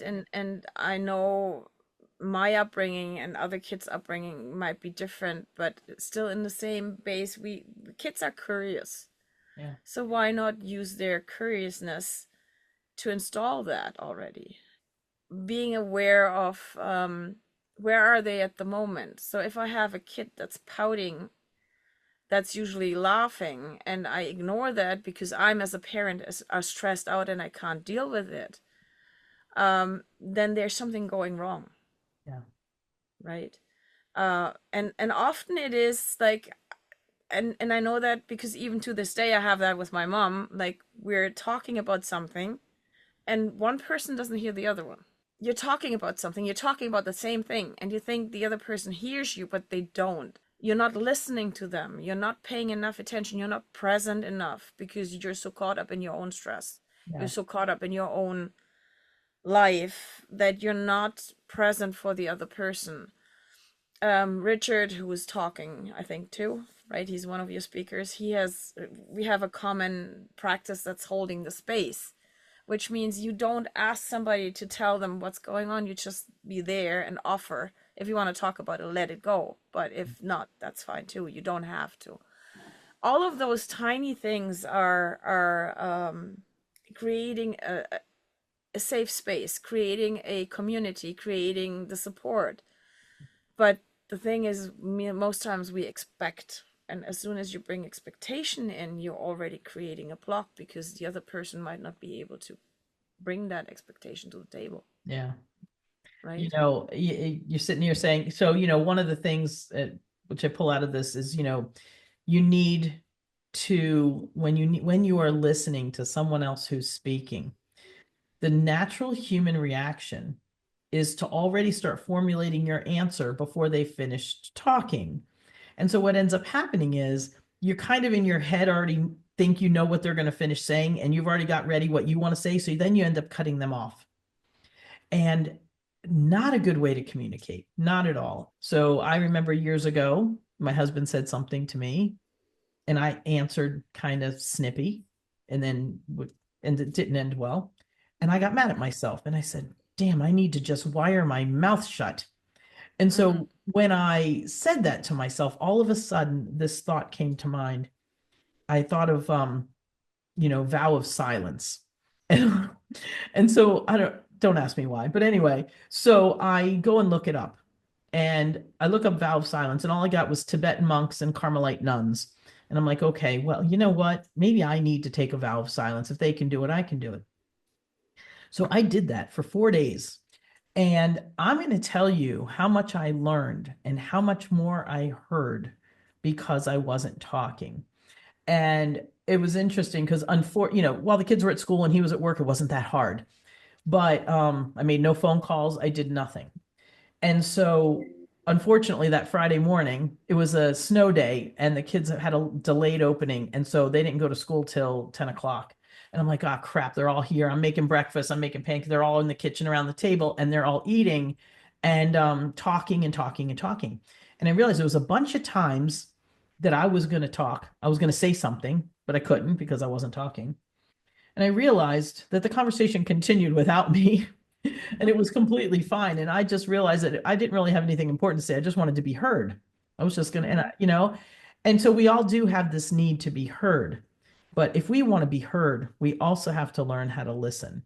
And so that became my mantra. Just shut up, Dorina was my mantra for like a year and a half, honestly, until I could learn to wait a minute, and wait to respond instead of react. Because even just answering in conversation is reacting. And we do need to wait to respond. It's respectful and it's smart. Let them finish so that you can give actually a better answer because you actually heard their whole thought first. Don't start thinking about what you want to say until they're done talking. Pause for a minute and then go to town. And you'll find that you will connect with people so much better. If you pay attention to what's going on in your body while they're talking, pay attention. How are you breathing?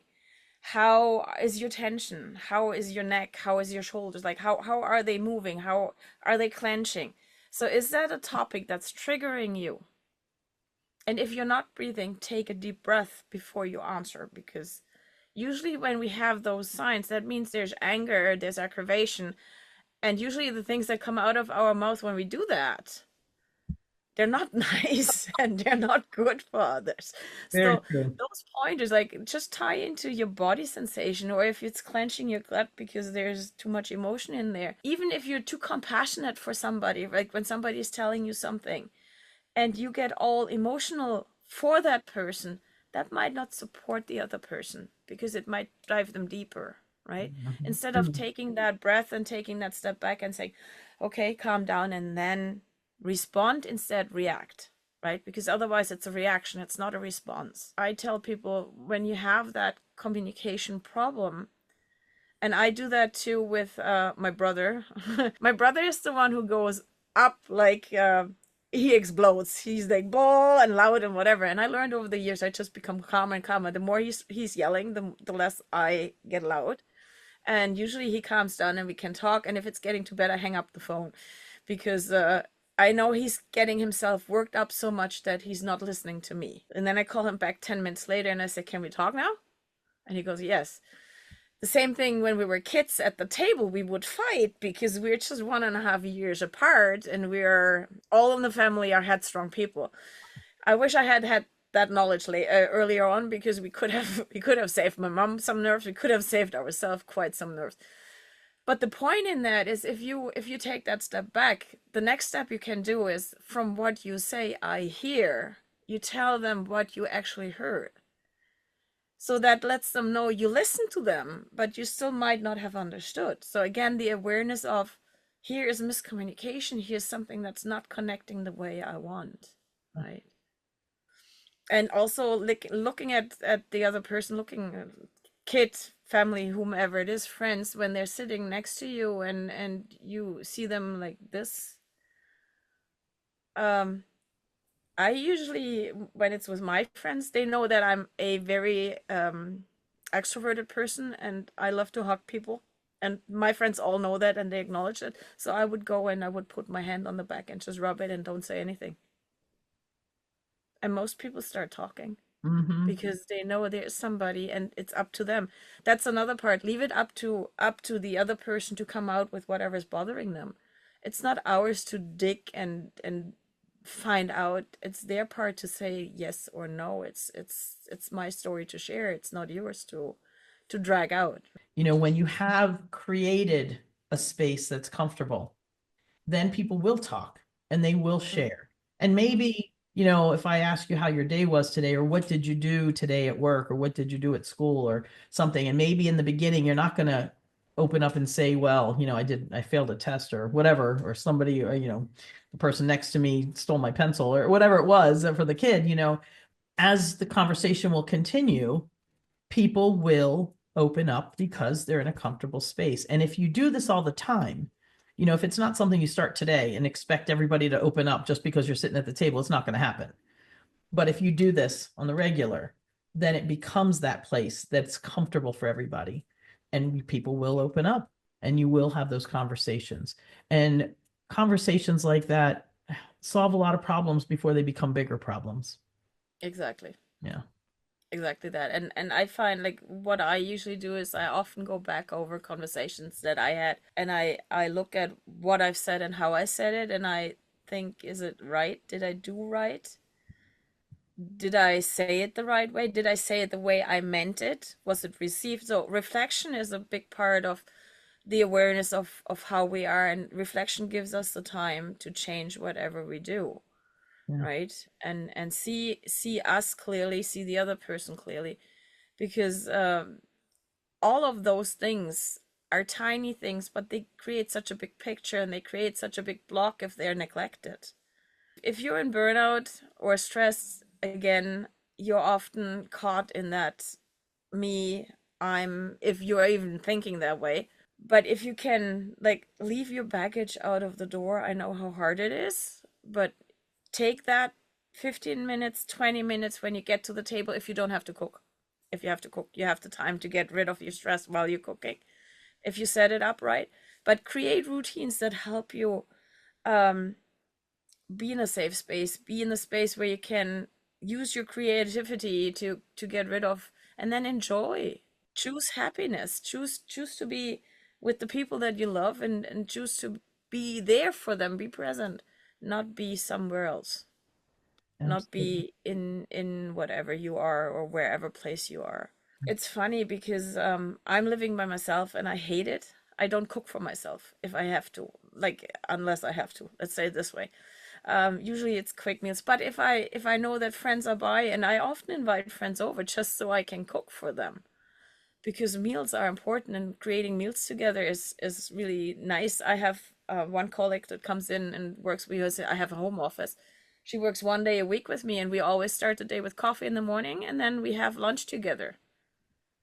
Might be very late because we're both working, but the thing is, it's together, it's a break from work, and we can talk about normal things, and just making it a habit of welcoming you and being there, right? Coffee, yes, yeah. Yes. Yes, Always- coffee is important. Coffee is always a connector. Coffee is yeah, very important. Yeah. Yeah, no, it's interesting. Yeah, what I want to say before, like my family, if you come to see my family, the first question is, what can I give you? Right?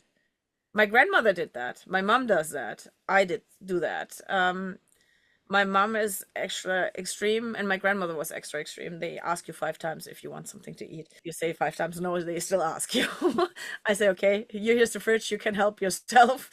But yeah, it's common to get together and you have food on the table. My grandmother's house, where when we would walk in, there was always something. Oh, are you hungry? Before I knew it, she had meatballs on the stove because she had them already made, and making me a meatball sandwich. So it was always love was shown with food in my life. That's for sure. I found that always so funny that my grandmother couldn't cook for the world. Like she had 2 dishes that she could make, Oh no. but she would always feed you. But they became 2 dishes that you To this day, associated yeah. with her, and that they became those, heartwarming things that, this was, how do you say grandmother in German? Großmutter. Großmutter. Okay. Großmutter. Or we say Oma or Omi. Oh, that's what I'm used to. Okay. Yeah, Omi. Yeah. Omi Oma. was what we used. Yeah. Okay. Yeah. Or nonna. I'm gonna be a Nonna. nonna. I'm gonna be a nonna soon. I can't believe it. Oh my God. It's great. I know, I'm excited, but it's still a little kind of Yeah. But again, like if you bring happiness into your life, and if you do everything with joy and gratitude, everything becomes easier and connections become easier, because you're not working from a place of against each other, but a place of togetherness. Yeah. If you want to look into your happiness, you can check my happiness journal. That's for free. I'm excited. So yeah, everybody make sure that you look in the chat. Natasha's gift is 7-day happiness reflection journal. You're looking in all areas of your life. Where's the happiness in your life? Is there happiness? And then day 7, you check what areas need more. And And then now you you do coaching as well? I do one-on-one work. I'm not bound by any boxes. I see myself more as a guide, and I'm not bound just by how to say it, just by the sound work that I do, or the if it's therapeutic touch, which is energy healing, or touch for health, which is the muscle biofeedback. But I'm open to talk, and I have actually a thing where you can get in contact with me and we can look at your emotional lens. That's one where people don't realize what's coloring their life every day. What I do is I just talk to you and I listen to you, and working with sound, I'm so used to hearing stressors in the voice that I can tie in with questions. But most times when you talk with me, it's more about you finding your own answers. It's not so much me telling you what needs to be done, because I know that the work has to be done by yourself in order to change something. It's not something that somebody can put on you. And healing and change has always come is an innate thing. It's not something that somebody else can do for you. If you want to work with me, be prepared to do the work. And I'm just guiding you. Well, that's what and just like Robert and I were talking before about, you've got to be ready to put in the work. I use a saying, you have to be ready, able, and willing at the same time. Otherwise, it's not sticking. Yeah. It's not easy to make changes in your life. Just like I said, when I had my little just shut up Dorina mantra, I mean, it was a year and a half, 2 years that I literally, I think my tongue bled on the daily because I was biting I'm like, shut up, just shut up, just shut up. It wasn't the fact that what I had to say wasn't important. The timing was wrong, so just wait a minute and wait till later on, or wait till tomorrow. Is it still important, or was I just being reactive? If it wasn't really that important, if it's not that important the next day and it's not bothering me anymore, then you know what, it wasn't worth bringing up and starting an argument or hurting somebody's feelings. I'm stubborn, so I had to say shut up to myself. Okay, it wasn't like, okay, count to 10, all that stuff. No, that didn't work for me. No, I had to say shut up, Dorina, because I needed a little bit of force to make myself wait a minute, wait an hour, wait a day. And if it was still important to say, it's an absolutely different conversation, because then two people are calm and you're just expressing feelings instead of expressing hurt or anger. You're just putting it into words, and it's a lot better. Sharing your feelings is different than throwing them. I think the difference is that Italians don't mind to express their voice and express their feelings, while everybody else is more like, yeah, you can't. And I know you see me talking with my hands, so I love Italy, because that's, yeah, you gotta talk.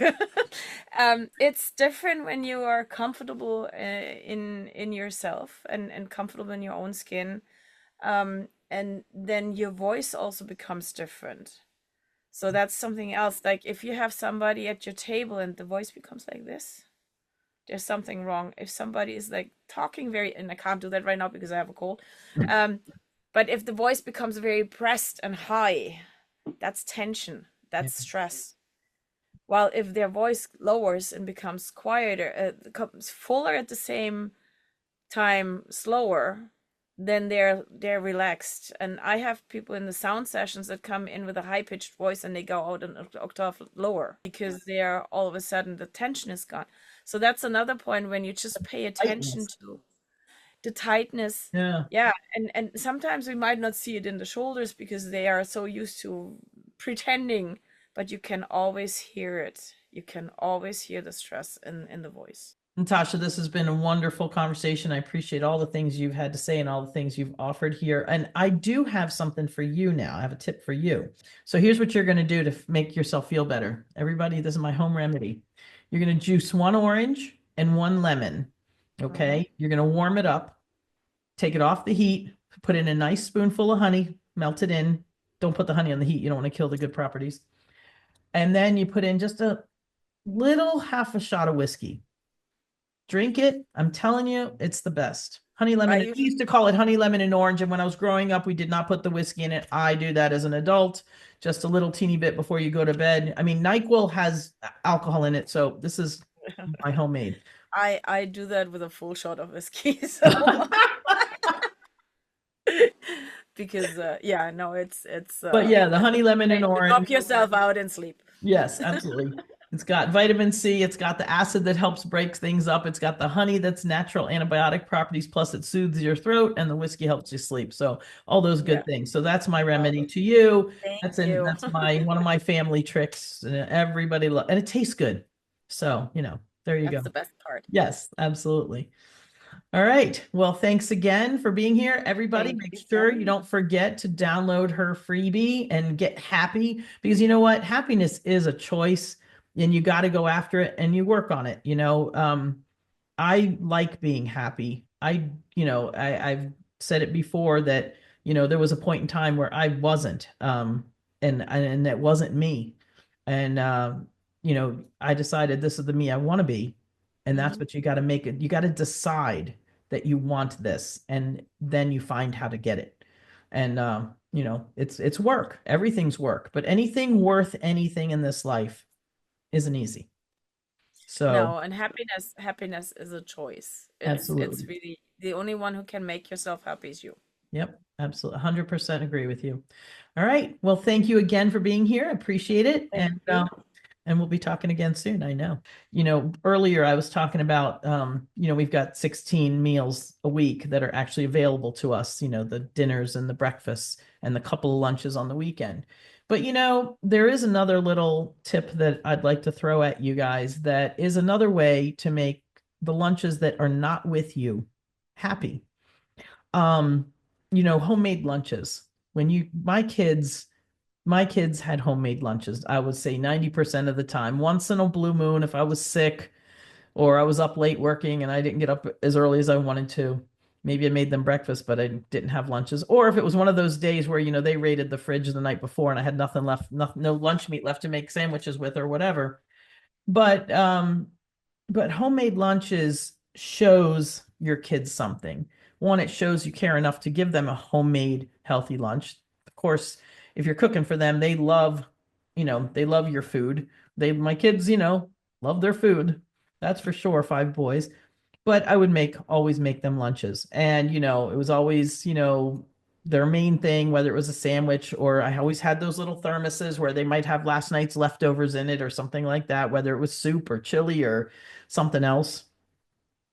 But the other crazy little thing I used to do, which I didn't invent this, and I'm sure I'm not the first mom that did this, but I love it. I used to write notes on their napkins, just a little goofy thing, love you, have a great day, whatever, do good on your test, good luck on your test, whatever. Little heart, love mom. And, sometimes it was just the same old thing, but they saw it and they remember it and they know that I, do these things. And, my kids are just getting ready to start having their first kids, and I'm going to bet that some of them are going to do the same thing. But it was a gesture. And sometimes it was something that they remembered and they would comment on when they got home. Oh, I got your note, or thanks for that, or whatever. So there are still ways, even when you're not together, to be together, because for that little moment that they're reading your words in their lunch bag, you're with them. So you're still sharing some love and a little piece of connection, even from school and home. So that was, wait, you drew a lunch pig on their lunch bag. That's cute. So, I think that there's so many ways to connect. And then, of course, yes, kids will forget things at home. And there's a lot of parents who are of the mind that they have to learn to remember their things, whether it's a book or whatever. But I will say one thing. I know I'm probably not it's not the best, but I still think it was. If they forgot their lunch, because so many times, I mean, it was 6 kids and everybody's running out the door, there was, I'm not going to say so many times, but enough times that all of a sudden I turn around, they're all gone. I'm getting ready to pour my coffee and I see a lunch bag on the counter. And it's like somebody left without it. Well, you know what? We lived close enough to all the schools that, I would, okay, I'm running up to school and dropping it off in the office. But I did that because it was their lunch and I wanted them to have the healthy lunch. So these are the things we do as parents to make sure that our kids eat. My next guest, Coach M, Marika Kittleson, she is amazing. I found her on YouTube, just by fluke a while back, and I've been watching her. Even though my kids are grown, I've actually taken some of your tips, in my grown adult, I'm an adult now. You can't tell me what to do. I'm 33 years old. I'm like, I don't care. You're still my kid, and so a lot of Yep. stuff is amazing. So Marika teaches people how to talk to their teens, because you know what? Sometimes, you're sitting there thinking, you're like, what the heck do I say to this kid? I don't know what to say next.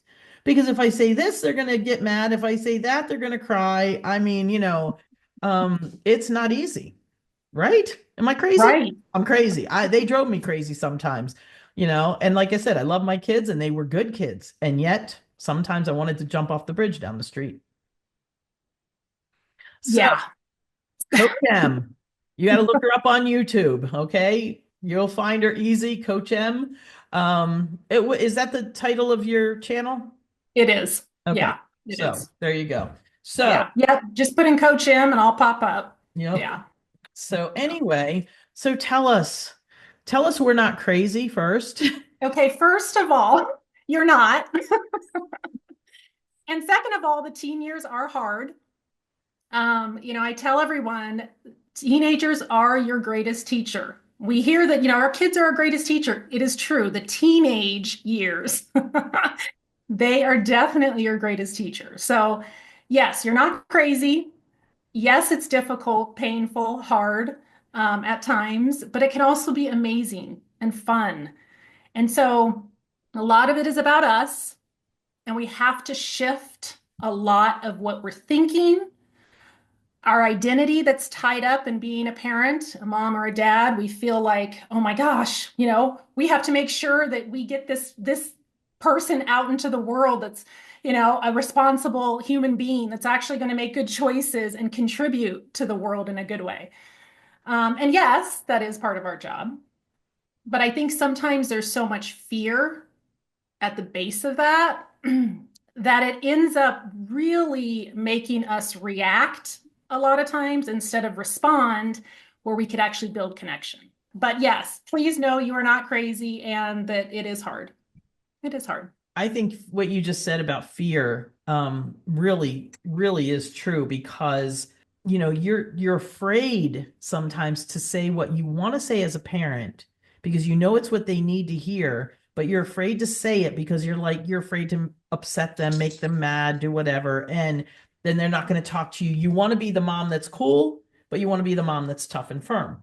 And there's always good, good cop, bad cop, amongst the parents. And I don't know, like I always felt like I felt like I had to be the tough one, and he was tough too, but I always felt like because I was with them all day, I felt like it was my job.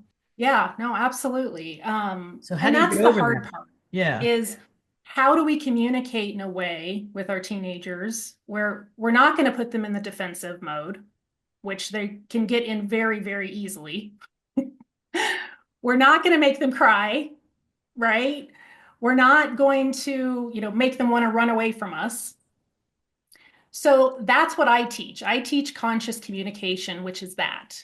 It's really how are we showing up in our relationships where we are creating connection instead of disconnection, where we can say what we need to say, but we're saying it the right way at the right time. Timing, and I heard you talk earlier, timing is everything. Timing's everything. When you think you need to say something, sit on it. Tell yourself to shut up. Right? Whatever you need to say, do it. Yeah. So that you can give yourself a little bit of space and time to figure out, okay, what is the best way to say this so that they'll receive it the way it's intended? That happens all the time. Think about even with our spouse or our mother-in-law, right? It could be a teenager too, but there's times when we think we're saying something the way that in our head we think, oh, they're going to understand it. They're going to get what I'm trying to say. And what happens? They get defensive. They start yelling. They slam the door. They run away. The mother-in-law, gives you that look. Oh. Right. So we really have to get better at taking a pause, really thinking about, okay, how do I need to say this so that they take it the way I mean it, so that they fully understand where I'm coming from? And with teenagers, it's tough because they're going through a lot. A lot of them like to explore lots of different things that are not always healthy. And so, how do we have those tough conversations that we have to have with them? And there's a way to do it. Yes. And that's what I teach, is that way. Enlighten us. Give us Okay. give us something here. Yes. You know what? It's funny. I had a tough conversation with one of my kids yesterday, and Okay. yeah, still. Yeah. Yeah. And it happens, right? Even when they're adults. So, conscious communication, let's just start with that. It really is about the way you show up. Okay. What is your energetic state? If you're stressed out from the day and from work and you're stepping into your home and you're trying to engage with someone, especially your teenager, it's not going to go well, right? So first, we have to really work on clearing our energy, our energetic state. And I'm not saying energy in this woo-woo type of fashion. It's truly how you feel. If you're stressed or fear, a lot of fearful thoughts running through your head, and you're trying to interact with anyone, it's not going to go well. So that has to be cleared. Whatever you feel you need to do, meditation, breath work, listening to a podcast, on your way home, whatever that needs to look like. But it's really, really, really important. The second thing is really understanding how you're speaking and how you're listening. It has to be from a place of presence. It has to be from a place of intention. It has to be with emotional awareness. And that's hard. Emotional awareness is a tough one. Tough one for a lot of us. A lot of times we don't even know what we're feeling or why we're feeling it or where it comes from. And so how can we possibly hold space for someone else's feelings if we don't even understand our own? Yeah. It just can't happen. It just doesn't work. We can try all day long, but it's not going to work. So it's really about making sure, again, we're coming from that place of intention, that place of purpose. And as a parent, it can get a little skewed, right? Because there's fear of, oh my gosh, I need to make sure that my kid is okay and that they do everything and I teach them everything and they're responsible and they have good time management skills and all of the things, right? So all of that is running through our brain, but then we want to connect. So there is a balance there for sure. And we have to be able to process through that fear so that it's not leading our conversation. And that's where conscious communication comes in. So there's 3 facets to conscious communication. The first is vulnerability, kind of what we talked about. If you don't know what you're feeling, why you're feeling it, where it comes from, that's the first thing you have to figure out. When you get triggered, when your spouse says that one thing or does that one thing, why? You have to ask yourself, why? Why are you getting triggered? Why are you so upset? It's not about them, it's about you. So same with your teenager. And our teenagers like to do a lot of things that will trigger us. Push, push, push. Yes. Push the buttons. So we have to make sure we're able to emotionally regulate ourselves so that when they push and that trigger comes up and we can feel it, we're able to calm it down before anything comes out of our mouth. The second facet is empathy. Again, we can't hold space for somebody else's emotions if we can't figure out our own. So how do we hold the space for somebody else's experience? Your teenager is amazing and incredible, and they're going through some stuff. Right now, in our day and age, our kids are filled with so much pressure. It's ridiculous. Like we thought we had a lot of pressure growing up, nothing compared to now. And I think a lot of parents don't fully understand it. We like to get in this place of, oh my gosh, my kid doesn't have it nearly as hard as I had it when I was their age. They have it worse in some areas, in some aspects, especially being bombarded with messages we're talking 9 to like 14 hours a day. Most kids are on a device. That's enough to shock us all, but that's the truth. Some type of device, And we whether have it's their no phone, control. their laptop, right? Yeah. Playing video games, or even school. A lot of schools have Chromebooks now, so they're on some sort of device. And they're constantly being fed these messages of who they should be, what they should look like, what they should wear, who they should be in the world. And so it's sending all of these messages of they're not enough. So their emotions are already, doing this, and they're already kind of moody. But we have to be able to step into the space with them where we can actually allow their emotions to be there, and it's okay. We're not trying to fix it. We're not trying to jump in and give them advice, tell them what they should and shouldn't do. We have to allow that to be there, that space, those emotions. Yeah. So that's the second facet, really, really important. You cannot have connection without empathy. It just doesn't work. The third facet is curiosity. Curiosity is such a beautiful, wonderful thing, but we have such a hard time doing it, especially with our teenagers. But when you can get into a curious mindset of, who is this person in front of me? What do they love? What lights them up? What do they, really think about a lot? What's really important to them? What are their strengths? What are their talents? When we can start to really ask those questions and get really curious about it, it opens up a doorway within us where we can connect. But the beauty of it is that it actually can allow our teenager to see themselves better. And it all comes down to what questions are we asking and how are we asking them? So there's some questions that just will probe our teenager to actually think about what's going on inside of them, so they can actually start to really understand themselves better. That's the really cool part about curiosity. So those are the three facets. Are they difficult? I'll tell you, the vulnerability one for me was the hardest. When I had to learn vulnerability, I never really thought about my emotions before. I didn't know why I was triggered or why I was feeling the way that I was feeling at all. So I had to do some work around that. And it truly is inner work. And some of the speakers, I think, will talk about or have talked about some of that. But that's what conscious communication is. So if you want real, true connection, you learn those three facets, and that's what'll give you connection. That's really so insightful because, I think when you're the parent, you're thinking, well, I know best, and that my feelings are justified because I'm the parent. So, then you're like, okay, well, so like you're saying, how do you get to that vulnerability point but I'm right.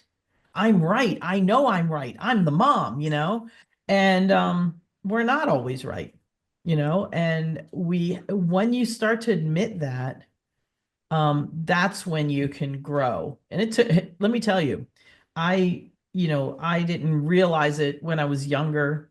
Or I guess I should say as a younger mom, because I think that's when it came out the most, but anxiety, I had such horrible anxiety, and it came out like crazy. It came out like I expressed it like craziness. I realized that, I learned years later through figuring myself out that perfectionism is a byproduct of anxiety, because you're so anxious about the things around you that you can't control that you try to do everything perfect. And then because you're trying to do them perfect, you swear they are perfect. And so therefore I'm right. I'm right because I'm doing everything perfect. And the reality of it is there's a lot of beauty in imperfection, first of all. So allow that and, let it go, because it ain't right. And you can't be right all the time, and you can't be perfect. Nobody's perfect. So when you can let go of that, I think that's one of the things that allows you to be more vulnerable, I guess, and that was a tough one. That was a really hard one to let go of. And it's interesting because you mention perfectionism, and I feel like there's so many, probably more moms than dads, that really suffer from this. And it is this idea that, okay, I have to model everything for my child. So when they look at me and they look in my direction, they see the life that they should try to aspire to, right? Where, I'm managing my time and I'm organized and I'm responsible and I'm doing all of these things because I'm going to model that for my kid.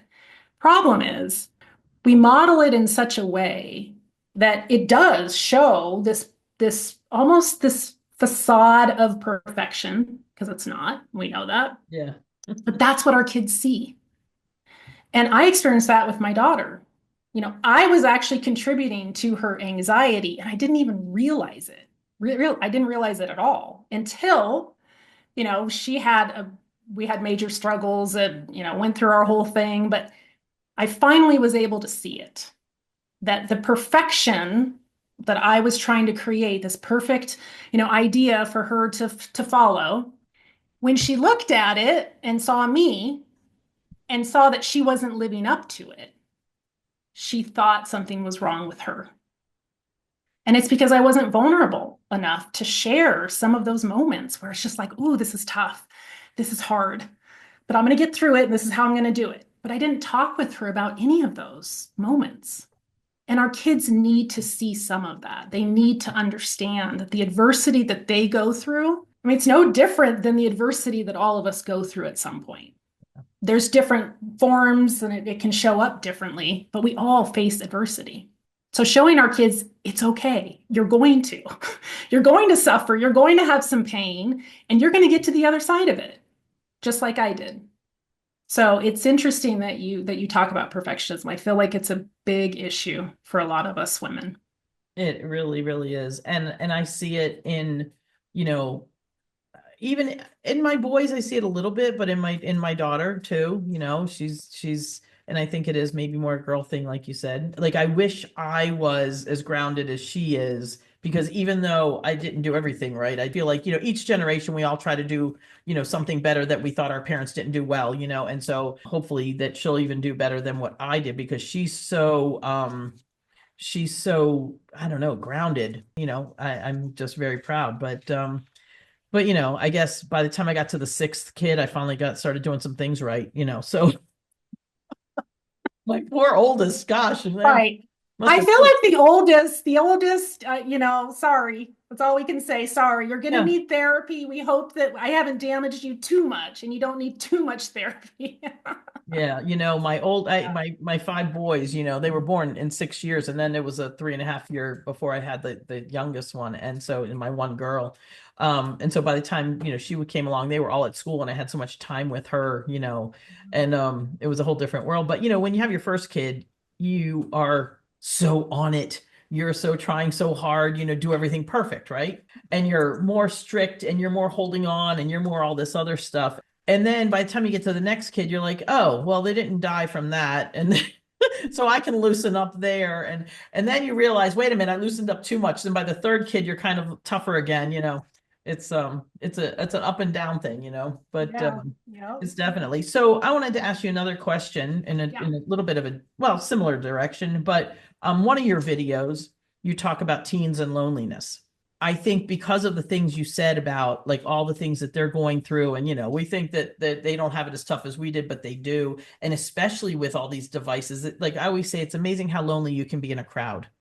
I feel like our family table was that place where we weren't, okay, granted, there was 8 of us, so you definitely couldn't be lonely in our house. But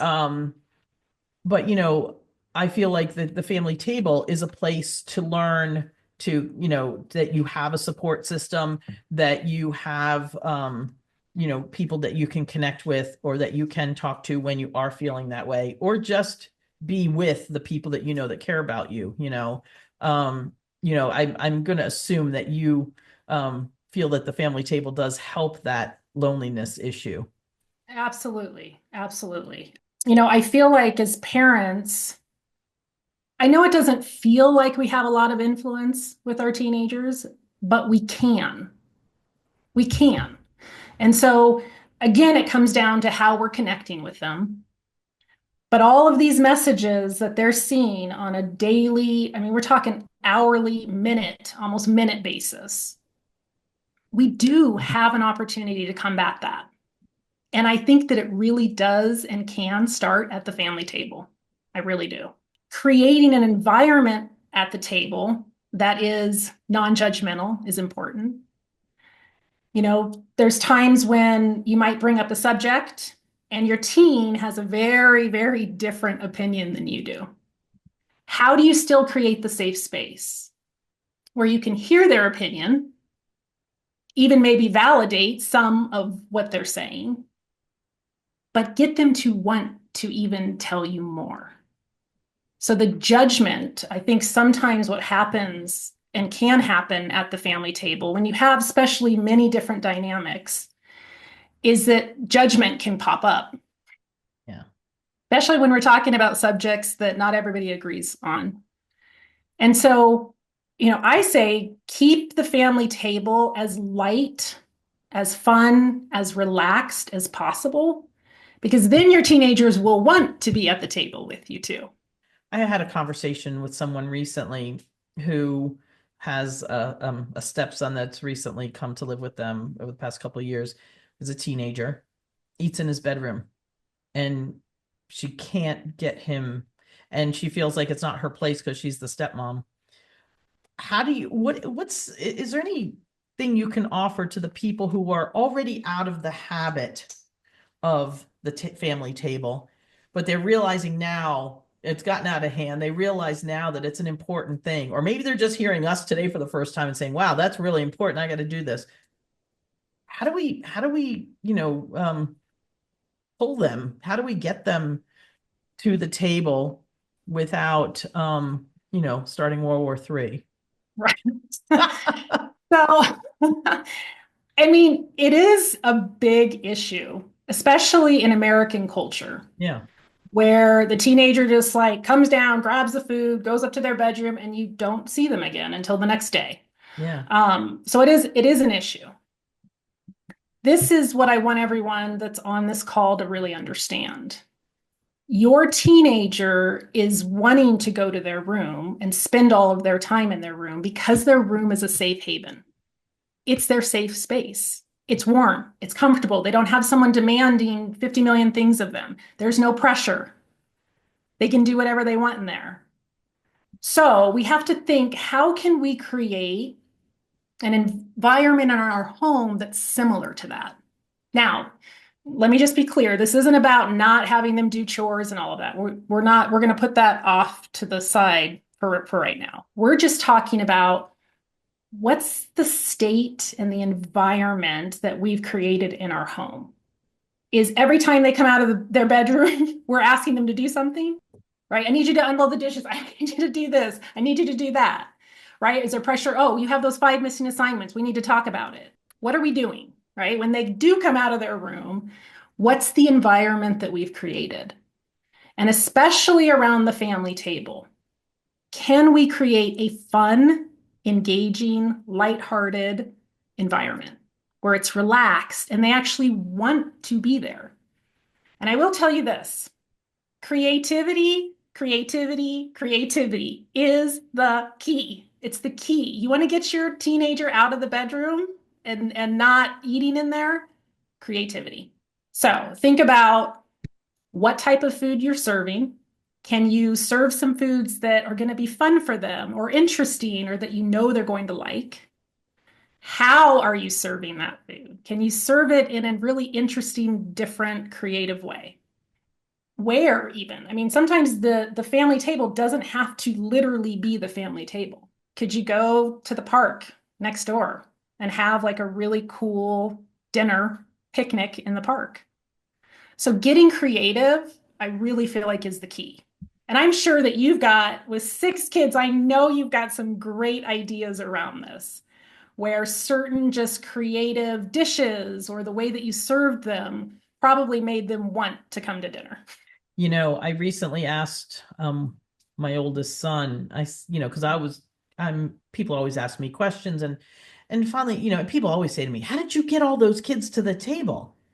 And I said to my son, I said, what did we do that was different? Because a lot of their friends always wanted to come to our house to eat, and we always had a huge full table. And he's like, I don't know. You put the food on the table. You put where there's food, we're coming, And so, of course, a bunch of boys are hungry. They're going to go where the food is. Now, I've told some of my friends here in Italy, yeah, in America, it's a common thing for kids to go eat in their bedroom. The looks on their faces, they're appalled. They're like, what? What? It's like I just committed a major sin by just saying those words. And they say, in the bedroom? The bedroom's for sleeping. And like they're literally like they get all worked up. And they're like, because there's a respect for the family, there's a respect for the food, and it's born. Like, I don't know, I think they're actually born with it. I don't even think they learn it growing up. I think they're actually born with it. It's in our blood and DNA. But really, truly, they start it from young. And it is a lot easier to do with teens if you start it at a young age, because it's just what you do. You just, you don't wash the dishes in the bathtub. You wash them in the sink, in the kitchen, because it's what you do. I mean, there's things that just, you don't question, and they just never questioned it.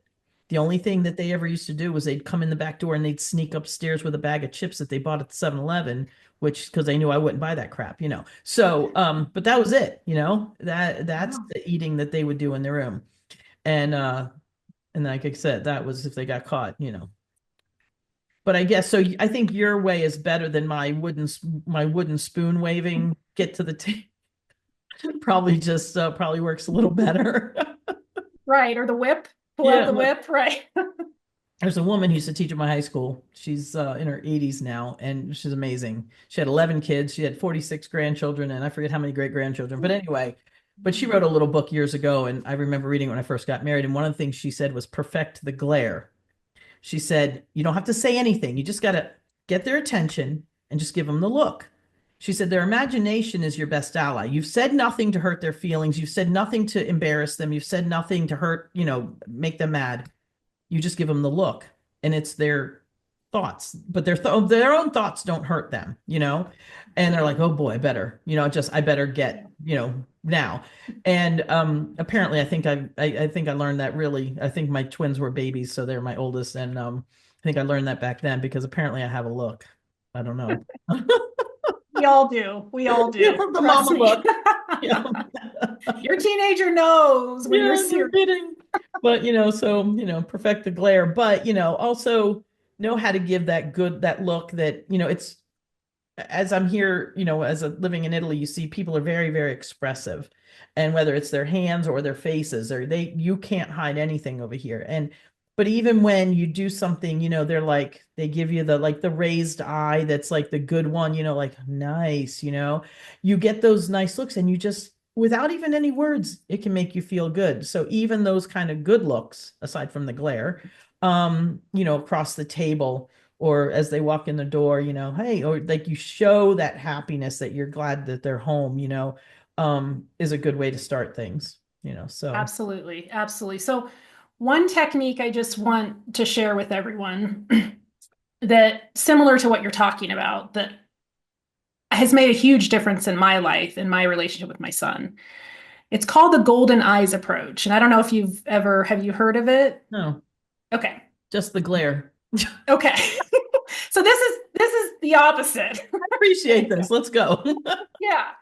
So the idea behind golden eyes is that the person that you're about to interact with, you want to look at that person through golden eyes. And what that is you're looking at them as a wise, intelligent teacher that's here to teach you something in this exact moment. So when you can look at it that way, you can ask yourself, okay, I'm about to interact with this person. What am I going to learn? What am I going to learn about myself? What am I going to learn about the world, maybe? What am I going to learn about them? And what I do is, on my phone, I've put an alarm on my phone, and I do it 15 minutes before my son comes home from school. And on it, I change the label from alarm to golden eyes. So when that alarm goes off and I see it, it reminds me instantly, okay, get into that mindset of seeing my son through golden eyes. I am telling you, it has changed just the way that I show up, my energy, how I show up with him. I'm just like, okay, what am I going to learn today? What is he going to teach me today? I love that. I absolutely Yeah, love and it. it That is- does is it allows you to stay in that very curious place because I'm looking for, okay, what am I going to learn? What am I going to learn? So then I'm asking questions that come from that curious place. And it has made all of the difference. And now he actually like comes into my office every time he comes home and he sits in my chair and we just talk. that's really cool. So I like it's been that. awesome. Golden eyes. I'm going to steal that. Now, I think that, gosh, this has been great. Okay, so you have a gift here, Conflict to Connection, 3 Simple Tweaks. So I guess this is a download from your website, right? It's actually in Or- my school, in the school platform. Oh, okay. It's, Gotcha. yeah. Yeah. Right. So I think they put it in the chat. Okay. Yep, it's already in the chat. Yeah. So the great thing about this guide is it's going to give you 3 very simple things that you can start doing today to build that connection, especially with your teenager. On top of the wonderful things you've just given us. So I'm loving this. Oh, thank you. Thank you. I want to give you more. I've got all kinds of stuff I can give you. But that is going to help. That guide's going to help a lot. Just 3, and like I said, simple tweaks that you can make to your communication so that you can start connecting with your teenager on a deeper level. And what's really great about that gift is that you'll also get access to my Conscious Parenting community group. And I have a couple other free gifts in that school platform as well. Oh, wonderful. Not to mention she has a fantastic YouTube channel. So please check it out. And you know what? Like I said, a lot of the stuff that she's telling us about teens is actually just about relationships in general, because I think we all have our inner teen that's in there crying for that same kind of connection that a teenager is. So if you feel like your inner teen is wanting, go see what she's got to say. Try it out, or let your husband see it, and maybe he'll treat you like a teen, and vice versa, Yeah. And just remember that conscious communication can be used with anyone. So I primarily help parents of teenagers, but it can be used with anyone, your spouse, your boss, your coworkers, friends, siblings. So it's really about connecting, and it helps you do that. Yeah, absolutely. Very, very important. Well, Marika, thank you so much, Coach M, whose name I know how to pronounce properly, though. Right? Marika, yes. And please check out her goodies out there, and please all follow her channel and share her stuff with everybody you know who's got a teenager, because I'm sure they can use her help. Because I know I wish you were out there when I was well, I don't even think I was watching YouTube when my kids were teenagers, and I'm old, but not really, but anyway, so great stuff though. Thank you very, very much. I've really enjoyed this, and I learned a lot right now. So thanks. Yeah, well, thank you. And I want to thank you for putting this entire event together. I think it's incredible. I think it's needed. Talking about connection and healing and community, we all need more of this. Absolutely. So it's been an honor to be here. So thank you so much. Thank you. Thank you very, very much. All right, honey. Have a great rest of your day. Thank you. All right. Talk to you soon. Let's see. Wait a minute. Let me see. Where am I on? Okay. I have actually a few minutes. So you know what, Jessica? You're here. Are you on camera? I am not, but I could be. Why? You know what? Let's do a little surprise 5-minute session here. So Jessica is the director of an exchange student agency, and I actually had one of these students. Awesome, best experience ever. And so, but I will tell you, which was very interesting. So of course I had an Italian kid, of course, and so it was very easy for me to do what we always did, to have an exchange student sit at the table with us, because it's what they normally do, and in Italy. And so, but I have met other Italian kids here who have gone to America, and hello, and I've had Italian kids tell me that they had these horrible times because and in fact, one kid specifically, I was talking to the mom the other day, that he talked about how the family that he stayed with, even the mom ate in her room. They all ate separately. and it was to him a horrible experience, Yeah. So now what do you find? Do you get any kind of feedback about like that kind of like yeah. connection or disconnect between Yeah. the ethnic kid and the American family? Oh yeah, every year we get they all stay in their room. I have the rule of I can't be on my phone, but they're all on their phone. They don't eat dinner together. Um, all that kind of stuff. But we're trying to fix that, just like we're trying to fix the negative outlook on the Italian students together. And I appreciate that. Right, absolutely. Now, if so let's just throw this out here because we've got a lot of really cool people watching. So let's talk about what the impact of having an exchange student, what it does for your family if you let it in, instead of, trying to push all the I'm gonna some of our negative American ways of eating in bedrooms and things like that. Mhm. How can we let these kids teach us something? That's kind of, and does anybody and if anybody's interested in hosting, let me know and I'll hook you up with Jessica here, or you can go directly to her, but you have to tell her you came through me. Yeah. Yeah, Dorina is a rep with our company now. We actually have a lot of students who have taught our host families really well. I've even had them teach me. They've taught me everything from cooking to how they do holidays to how they eat. And my own kids, my sons are 15 and 21 now. They have siblings from all over the world. And from Germany, Italy, Brazil, Korea, everywhere. And they have learned so many different cultures and so many different ways of eating meals, eating, snacks, playing games, everything.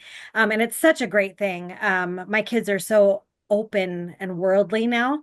I am not sad that I introduced them to that world. And I, as a kid, was involved with exchange students too. That's kind of how it started. And my parents hosted and still host as well. So my parents still have kids, even though I'm an adult, and they just love it that way. But I mean, you learn so much. Like for instance, my parents still host, like I said. My stepdad never had kids, and my parents are totally, they weren't when I was a kid. When I was a kid, we ate at the dinner table. But now they sit on the couch because they don't have kids around, unless it's a holiday. And when they host, they sit at the table because the kids like to sit at the table and have Yeah. a family thing. My parents suddenly get out and they suddenly do, hobbies. They go to the zoo, they do this, they do that, and they eat together every single day. They even do ice cream every single night. And it's only when Oh, they have darn. exchange students, right? Right. And they spoil these kids rotten, but the kids love it. Yeah. It's a great thing because, like I said, when we're not around, they don't do that. And they kind of stopped when I was a kid. We did that stuff. So it's important. It really is important because so many of the kids from around the world are used to that. Yeah. So we really can learn something from those other kids. And, Yeah. seriously, you guys, anybody who's watching, if anybody's interested in hosting a kid from, from Europe, from Italy, from where else do you get kids from all over the world, right? Oh, we get them from everywhere. This year we have one from Malawi. We have Italians, we have Germans, we have Koreans, we have them from everywhere. And next year we already have a big lot of kids from all over the place. And we already have 2026 and 2027 kids coming in Wow. the system. So yeah, and they're fantastic kids. So if anybody wants to host, Yeah. you have to promise me that you will have those kids eating at the table. Yes. Because otherwise I'm not going to let you host. That's all there's. Yes. Okay. And make sure you contact it. Go through Dorina so that she gets credit for that. Or if you find Jessica, then you just tell her that I sent you. But Yes, no, that works. you guys all know how to get a hold of me. So I'm everywhere. And if anybody needs help or wants to know about it because I've done it, please feel free to reach out. Well, thanks, Yeah, and Jessica, for jumping. Oh, go ahead. What were you Yeah, gonna I say? was just gonna say we do all 50 states, so it doesn't matter what state Ooh. you're in. Alaska? Yep, we do Alaska. We had a kid in Hawaii a few years ago, the Wow. year of Corona. Wow. What about Canada, Jessica? Actually not currently, but close. We're getting very close to being able to do Canada. So yeah, very, very close to that. But Good. That's cool. I didn't. Nice, thank you. yeah. Can you share a web page or Oh, something in the chat I so we want to. can Yeah. have more information? Yeah, I sure can. Thank you, Yeah, Jessica. absolutely. You're very welcome. Well, thanks, Jessica, for jumping on and giving us a little info about hosting exchange students. I will tell you guys, it was a wonderful experience. I feel like I have another son to add to the 27 other ones I already have. This one actually lived with me for a year, and it was really fun because we were doing stuff that we hadn't done in a number of years. Because Angelina, actually, the year he came, she had just graduated from Shenandoah University in Virginia, and then she graduated, and then we get a high school kid. So he was, and it was fun because he was playing volleyball, and we got to go to volleyball games and yell, and he was like the ringer, he was like the star of the team. So we were like, yeah, that's our kid, we were having a great time.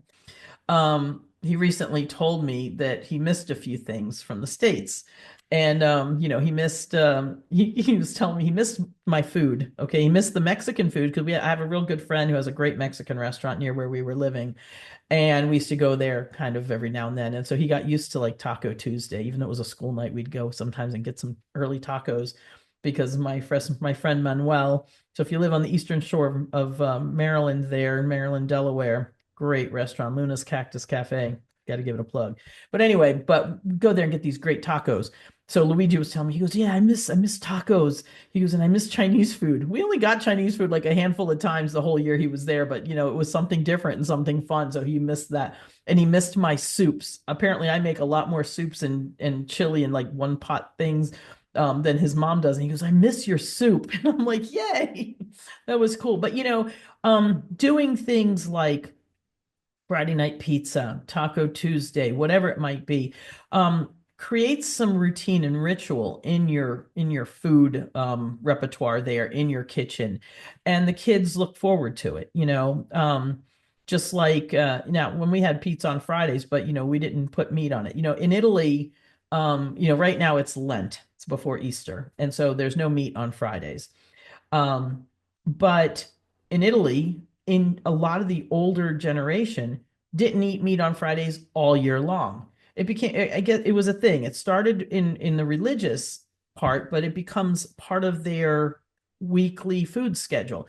If you ask somebody in the village here, what are you making to eat today? They'll go, it's Friday, which means already it's fish. Sunday is always the big dinner. Monday is oftentimes a broth. It's like a soup, oftentimes made with leftovers from Sunday. So it's kind of like you build on it through the course of the week. There's different things you had on the daily. Yes, there's 10 million dishes that could fit into the category, but there's kind of a category for the days of the week.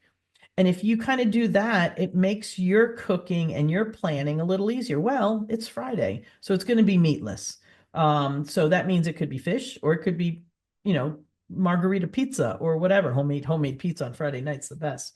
But anyway, so when you add some of these kind of ideas into your table dinner planning, it does help make things a little bit easier. And again, then it becomes kind of a tradition. Yes, you can break tradition, but but the theme nights, they're kind of like nice little anchors for your family life. So it's kind of fun. Tomorrow we have 6 guests. And I urge you to come and stay the whole time, even if you put us on in the background and listen, because we got some, great stuff. And then Saturday too. So, that's going to be, I don't know, this went by so fast for me. I thought, gosh, this is gonna be a long time for me to be on here, but this has been wonderful. Can I just real quick, while we have a couple minutes, can I ask you guys to throw a couple things in the chat and tell me what you're thinking of this so far? I mean, there's been seemingly some nice comments. I'm glad to see you guys are writing some stuff in here, but I'm enjoying it and I'm learning some stuff, and I think I know it all already. So, if I'm learning something, then you guys got to be too. So this is great. Fantastic, Summit. Absolutely fantastic. Thanks. Anyone who wants to open up their mics and speak, you're welcome to do that now. So does anybody want to get on and chat with me? Oh, you know, I have somebody to introduce you guys to. Hey, Donna, are you on camera?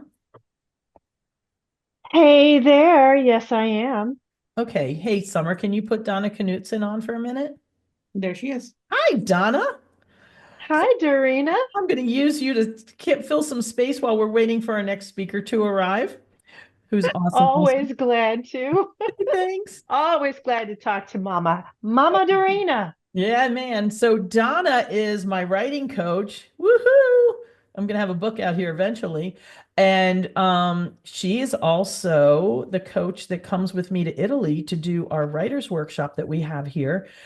Because you know what? The Rosetto effect affects everything. Because it is so calm and tranquil and relaxing and inspiring and invigorating. Do I get enough adjectives in there, Donna? This is all good. All good ones. Here in my village. I brought Donna here 2 years ago, and she's like, "Oh my gosh, this is way different than I thought." And we did a writer's workshop last fall, and I did the Italian part of the trip, and she did the writer's workshop part of the trip. And we're doing another one this fall. So if there's any aspiring writers out there, or you think you know one, send them to us because they will definitely, if they have any blocks or want to get started or need ideas or what else, Donna? You take it. What we call that the workshop awakening your creativity. And basically we're kind of awakening your creativity through writing. So yes, the last one that we had, everybody was working on a book that they already had a vision for. But I do see where it would be really helpful for someone who runs a small business, right? And they want to get reconnected to the passion for that business, and they want to be able to learn how to talk about that business in a way that their clients will really connect with it. And honest and truly, the more you write about those things, the more you tell the stories of your business and you tell the stories of your clients, those are the same kinds of things that connect you like the food does, right? When you're sitting down and you're eating and you're sharing a meal with someone, you're talking with them and you start telling them stories, it tells you more, it grounds you more in where you're from and what you do. And Doreen is so good on her trips about helping you find these amazing people who are in town, and they're like, I don't know, I'm an amazing person, I just live in town. But and then they start telling their story. There's a lady who does bees, and she was telling us about how the hum of the bees, to her, it's like a lullaby, kind of. It helps her sleep. And if you met this lady, she didn't speak any English, but I understood everything she said from the heart. So I mean, you can't go on one of Dorina's experiences to Rosetto and not find yourself a different person, moved in some way. It's the Rosetto effect, baby. It is. It is. Yeah. And I've loved every moment. I learn every time I go there. She had us learn from the barista in town. So shucks, doggone it. We were in the coffee shop drinking coffee, and he's making delicious coffees for us. And gee, that was just such a wonderfully experience to sit there and have somebody explain like where coffee is from and the battles people fought over coffee and how they tried to keep the beans secret from one another. And I would just say that if you imagine the joy of eating, and then for me, the joy of putting that experience into words so you can share it with other people, we're combining those two things that we both love to make a special experience for people. Well, thank you, Donna. I should have thought to bring you on earlier to make me look good. Have you? No, Say hi to Pat for me. Pat, Donna says hi. Hello. Hello. Oh, there Hey. he is. Do you have people on? Any of the people on, have they been to Rosetto? Have they been to different parts of Italy? I don't know if I don't think anybody's on here that has been on my trip, but Colleen, who's on, is coming in May, May? Yeah, you're coming in May. So So if if somebody's been to Venice, I see Oh. Venice on there. but Venice is that's Venice is cool. unique. Yep. Venice is unique. It certainly is. So I will say to you, the experience of driving up through the country into this up the hill to this mountainside town. Did you explain to them what it looks? Did you show them what it looked like? Do you have pictures? Because I'll pull a picture up. It's this gorgeous little ancient town on this hilltop. On one side is literally a forest. On the other side, you can see all the farms and the windmills turning in the distance. It is a magical place. It's absolutely a magical place. Do you think that's too far off, Dorina? I mean, no, I think so I think that's, I tell people if you only get one trip to Italy, do a trip like, it doesn't have to be mine, but do something like this because it's more authentic. It's, you're going to learn something, you're going to go home inspired and stuff like that. So I think it's it's a different world. It's still real. It's not, we don't do anything for the tourists, for tourism. It's for real. So anyway, so that's that. So Colleen, I see that you are going in May, and I think that is going to be so fantastic for you. But what Dorina is saying about it not being a tourist experience is one of the things that made all the difference for me. It's such a small town. It's about 1,000 people live there, maybe more now, but not a whole lot more than that. So you've got 1,000 people there. Those 1,000 people know each other. So when you show up in town and you're walking through town, they're going to say hi to you like they say hi to everyone else, but they're going to say hi to you and they want to know why you're in the town. You don't just pop up in the middle of a town. You got to go all the way up a mountain to go to. So you get to this town and you talk to the people and you're like, oh, I'm here with Dorina. And they're like, Dorina, who either is their cousin or their aunt, knows their sister. So now you're family. And it happens that fast. You walk into the coffee shop 2 days in, they know what you like, what your order is. Even though it's not your home, in a matter of days, it's like coming home. And I have always appreciated the love that the community shows whenever I am there. Yeah, when Donna came back the second time, so she came fall of 23 and was the first trip was just us. And then fall of 24, she came back to do the workshop and people are like, Donna, ciao. They were like so happy to see her again, So it was wonderful. It was fun. I enjoyed seeing it. So absolutely. Yep. Absolutely. If you go on my page, then and go to the writer's workshop, and on there is another link that takes you to the page that actually tells you really all about it. I just have the quick little blurb on my site, but it'll take you to the one that is the Donna and Dorina's page that tells you all about the trips, about the writer's workshop, and has some nice pictures and all that kind of stuff. So if you want to check it out, even if you're just curious, check it out. And if you want to share it with anybody who's a writer and who also loves sitting at the table looking at other people to talk to and eat good food and drink good wine and so on and so forth, then please do. So there you go. All right. So my next speaker has not shown up. So he is 9 minutes late. So I'm not sure if he's going to make it. I just talked to him yesterday, so I know that he knows. So if something must have come up, and if that's the case, then we will just stick him on to one of these next 2 days. You guys are my inaugural group. This is my first summit, and I am thrilled at how good it's going. I want to thank not just my speakers, but everybody that has been here watching and listening, and I hope learning something and maybe just feeling like somebody's hearing you and feeling what you might be feeling if you're feeling a little lost or a little lonely or a little like something's missing in your life, and maybe it's just the table. It's amazing. Pasquale and I, there's just the two of us now. All 6 of our kids are out on their own doing their thing. And we still sit and eat at the table every meal. Once in a blue moon, like over the winter when we're, we're binging some show or something. Once in a while, we would get the TV tables out and we would watch an episode we would have if it was a simple meal, if it was like one of those one bowl meals or something that was easy enough to take on the TV tables. But that was like a once in a blue moon thing. We really don't do that often.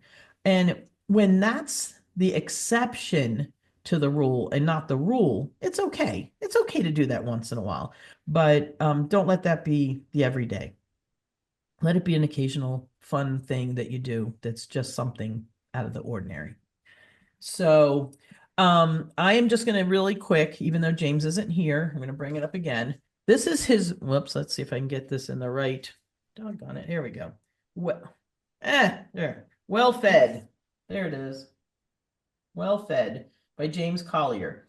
It's a great book. It's about nutrition. And what the really cool thing that he did was in chapter 8, he talks about the Rossetto effect and how important connections are to your nutrition. So hopefully, I'm hoping that James is okay. But we will get him back in here before this thing is over. Let me see. I'm being rude and checking my phone to make sure that he didn't answer me, which is helping me see that maybe something's up. So I will get him on here one way or another. If not, if I can't get him, if something's up, then I will do a separate interview with him and I will post it on my YouTube channel with all the rest of these. And you guys will get to hear him speak because he's got some really cool stuff to say.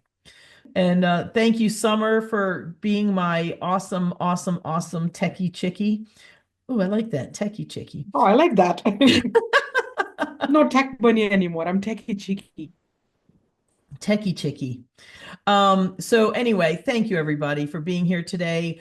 Please, if you can make it tomorrow, then, we'll see you at noon and we will start at the very beginning with, with me, and we'll have actually Dr. Janaea Klingenberg, who is Dr. J, who actually was on here earlier. I don't know if she's here now, but she's going to be my first speaker tomorrow.